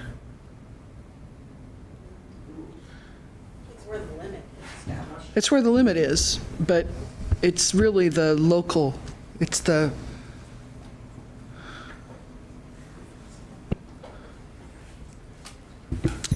Josh Higginson, Chief Financial Officer. If you're talking about the property tax limit, that was a constitutional amendment back in the 90s that limited that rate. So it's not the state that limits the property taxes. no, my real question was, so we have an income stream right now from property taxes and operations fees. Correct, yes. And the things that we're talking about doing are city and county level things. How does engaging at the state level better? I don't get it. So one example being, okay, if we do away with property taxes in the city and implement an income tax, well, why not just move right outside the city limits, right? And so what's the effect on the city there versus if it's a statewide discussion, that potential financial incentive for people to move outside the city no longer exists, right? And so there's benefit to engaging in that discussion as a statewide level. Kathy? So I think the other thing is we could do the operations fee. We could get rid of the business license fee if we implement it. The franchise fee could be reduced. We could do all of those things. But we can't fundamentally change what people pay in property taxes. Because if we're currently getting $3 out of that $10, the minute we say, oh, we don't need that $3, then the county and the school district are going to come in and go, oh, we do. That's why in the intergovernmental agreement thing, it says we're going to have to get together on this because if we reduce our tax, then we need to have an agreement that our portion, I mean, the fact is we shouldn't do. I don't see anybody, I don't see the school district or the county ever making that agreement. They're not going to give up money unless they're getting part of the personal income tax. So we would have to be implementing the income tax for everybody in Marion. They wouldn't be giving up money, but the portion that goes to the city, they couldn't leach into what would be our portion. Constitutionally, that's in the Constitution that they can take that. Is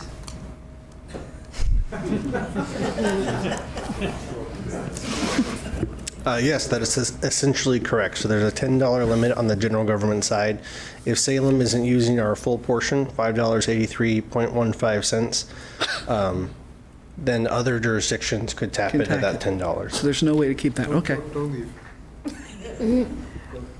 Okay, I see Bill.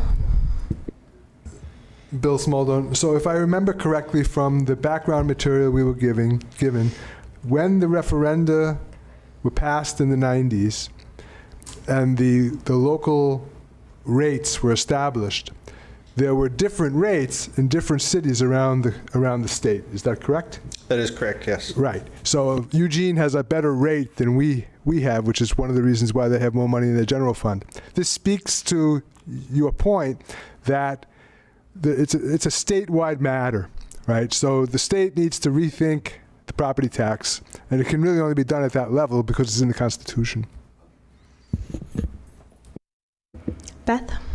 And just quickly, as the city council or others, another group considers the personal income tax, it could be, and this larger picture of tax in the city, it could be if you don't pay the personal income tax, you are paying a lot of other fees. So that could be a decision that they make.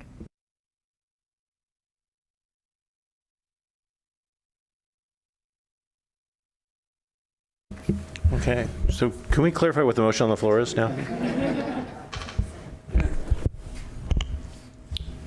I believe, but I'll look for clarification, that the motion is to add so I said add a proposed, another suggested edit to the implementation considerations that recognizes this discussion would benefit from a statewide discussion on tax reform. Okay. Okay. All in favor? Any further discussion?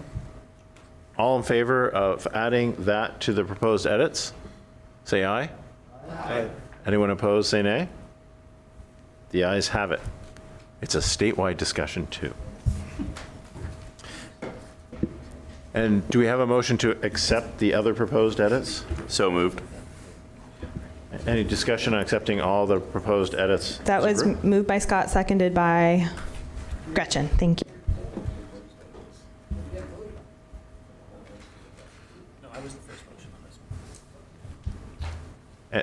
Hearing no discussion, shall we move to vote? All in favor of accepting the proposed edits, say aye. Aye. Anyone opposed, say nay. The ayes have it. All right. So the last question that we have for you is there any other feedback on the recommendation packet itself, knowing that we're going to make, obviously, the edits that were discussed this evening, and that the chair and vice chair will be putting together a presentation to share these recommendations as well on the 15th. Ariel. Ariel Lovell, Ward 2. I actually did raise my hand this time. And I just wanted to say I have a massive paper that I've been writing up about livability tax levies for the library and that sort of thing that I'll be presenting to all of you very soon. I'm a perfectionist, and so it's taking me time. But I will be sending that to all of you, and I have been working on that, and that's something that I'm going to send along for the recommendation for a packet as well to implement how to do that for the city of Salem from every single city in Salem and Oregon that does that, including a few on the East Coast. Matt? Yes, Matt Hale. I just wanted to come back to the personal income tax. I think the recommendation to the council comes with a tremendous risk from all of us, specifically to the fact that we just had a recent ballot measure on the payroll tax that was significantly defeated by the electorate. I believe it was 82% to 18% roughly. I'm not in favor personally at all, and I want that to be on the record of the personal income tax. I've done some research. It appears that there are other municipalities across the country that do impose that tax. But I really couldn't find out a lot of information on how successful it is, but certainly not at the rate levels I think that we have been considering. I don't think those rate levels are that high in other municipalities. And then I did find some significant research data from 2020 to 2021 from the IRS that showed that these local income taxes do cause a decrease in taxable income in those counties. Specifically, even in the state of Oregon and Multnomah County, in that year, 2020 to 2021, it decreased by 6%. Washington County was close to 3% reduction. So people do, as I believe others have mentioned, do move to other areas where they're not subject to that local income tax. So I think we have to take that into account. Hopefully the council and others will consider that as well.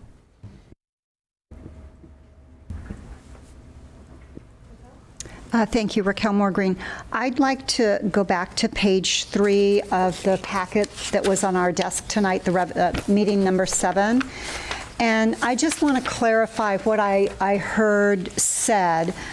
So on that 4th bullet there, city staff to present a preview of potential next steps, including which revenue pathways the recommended options may support.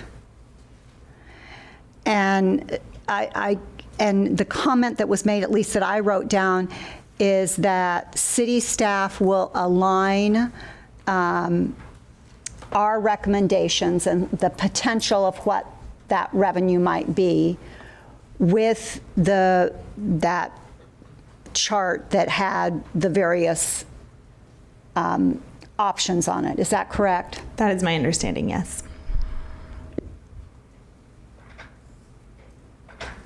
Yeah, I'm not real comfortable with that. I just want to say that. So, thanks.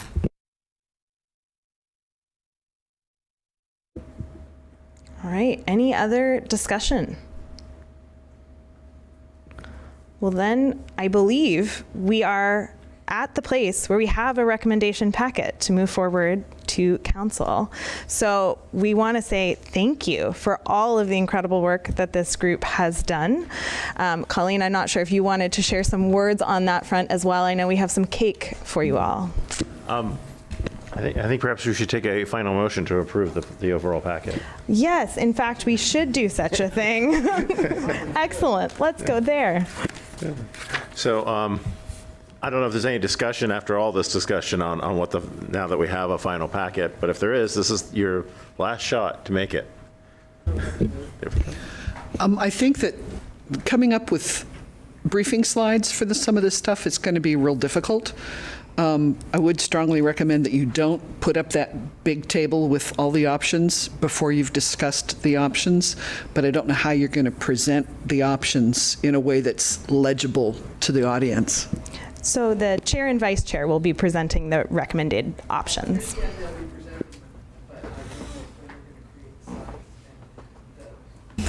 The guidance of Moss Adams so far has been to use a large table so that you can discuss one line from that large table, and I don't think that's a productive way to proceed. Bill, and then Raquel. Sean, do you need a motion? Yes, I do need an official motion. Okay, so I'd like to move that we accept the revenue task force recommendations agreed upon tonight. Discussion? Will that include an executive summary? There was discussion earlier about an executive summary, and that could not be formulated until the report itself was in this form. So yeah, so I'd be happy to accept that as a friendly amendment. That follows up, I think, what Scott brought up earlier this evening, and I think it's a great recommendation. Okay, so we have a motion to accept the report and add an executive summary. Yes. Can I speak to the motion for 1 second? Okay, I just want to say that I sat on the city council here 20 years ago, and we had all the same arguments, right? That there's money somewhere, that the city could just, if the city could just find it, right? And there was a huge amount of evidence that there wasn't really much money. And for 20 years, the city basically kicked the can down the road, and here we are. And I'm really pleased at the way this conversation went. I think we've put together a really good package with a wide range of recommendations, short and long term. There was good discussion in this group, a lot of good points from all sides. And I'm really hoping that this time the City Council can finally pass a set of tax recommendations that win support in the community, so that for the first time in a really long time, the city councilors who get elected in this city can vote for things, can vote to improve the quality of life in the city by raising the level of services, right? And so that we're not always faced every year over and over with what's going to be cut. I think that might enhance the attraction of serving the public. We already have a lot of good people who do that, but it's a really hard job if all you have to do is say no to people. So we had a chance here to make good recommendations. I think we did so, and I'm really pleased to be a part of the group. Would anyone else like to speak to the motion or against it? Scott Cantwine, just as a point of clarification, I think we have two questions within the motion, so we should split those into a motion to approve the packet and then a motion to incorporate an executive summary. Okay, sure. So moved. So we'll vote for the first motion first to approve the packet. All in favor, say aye. Aye. Anyone opposed, say nay. Hearing no nays. The second motion to include an executive summary. All in favor, say aye. Aye. Anyone opposed, say nay. Unanimous again. And we're just going to assume that was Bill and Scott again? Yeah. Oh, Keith, sorry. Thank you, Keith. Russ? I'd simply like to say it's been a pleasure working with all of you, and for any of you who are feeling put upon about the time we have spent, I was on the Third Bridge Task Force, and we met for 7 years.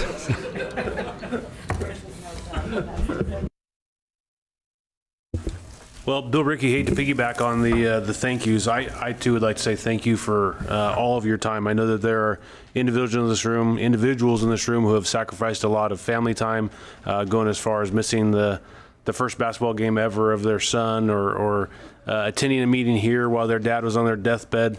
I know that there's lots of sacrifice been made in this room, and I think this is how the community comes together. Where the city couldn't get a job done, the citizens come together and make it happen. I watched very closely during our first meeting that we had at the library to the stack of W-4s, and I did not see a lot of those leave, if any.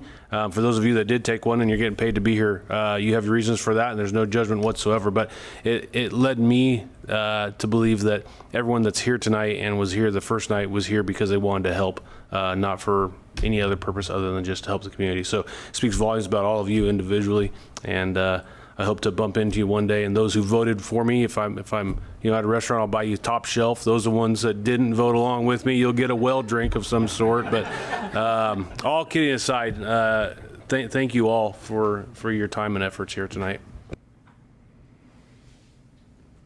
I'll be quick. Beth Vargas Duncan, echo all the statements made so far, but I really, as a past staff person, and the child of a past staff person at City of Salem, I know how dedicated the staff are here, and they often go way underappreciated. It's 9 o'clock at night.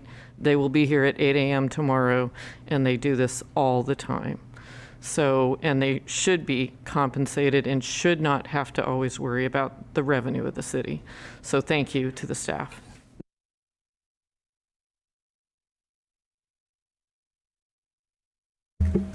So, Levi Lopez. I also want to say my first volunteer experience with the city was about 25 years ago, something like that, on the Youth Advisory Commission, and I served on the Salem Futures project and on many projects. And it's been, I've heard many times that we can't do new things and different things for many reasons. There's always a reason why we can't try something else.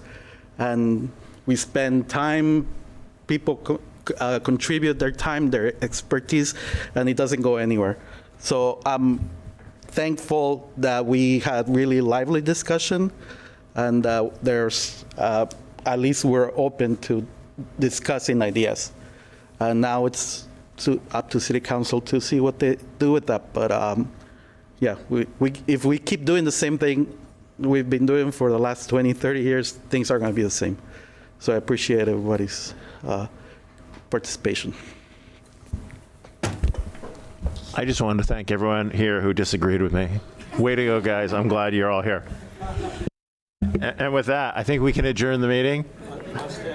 It is 9 o'clock. We can adjourn the meeting and have cake.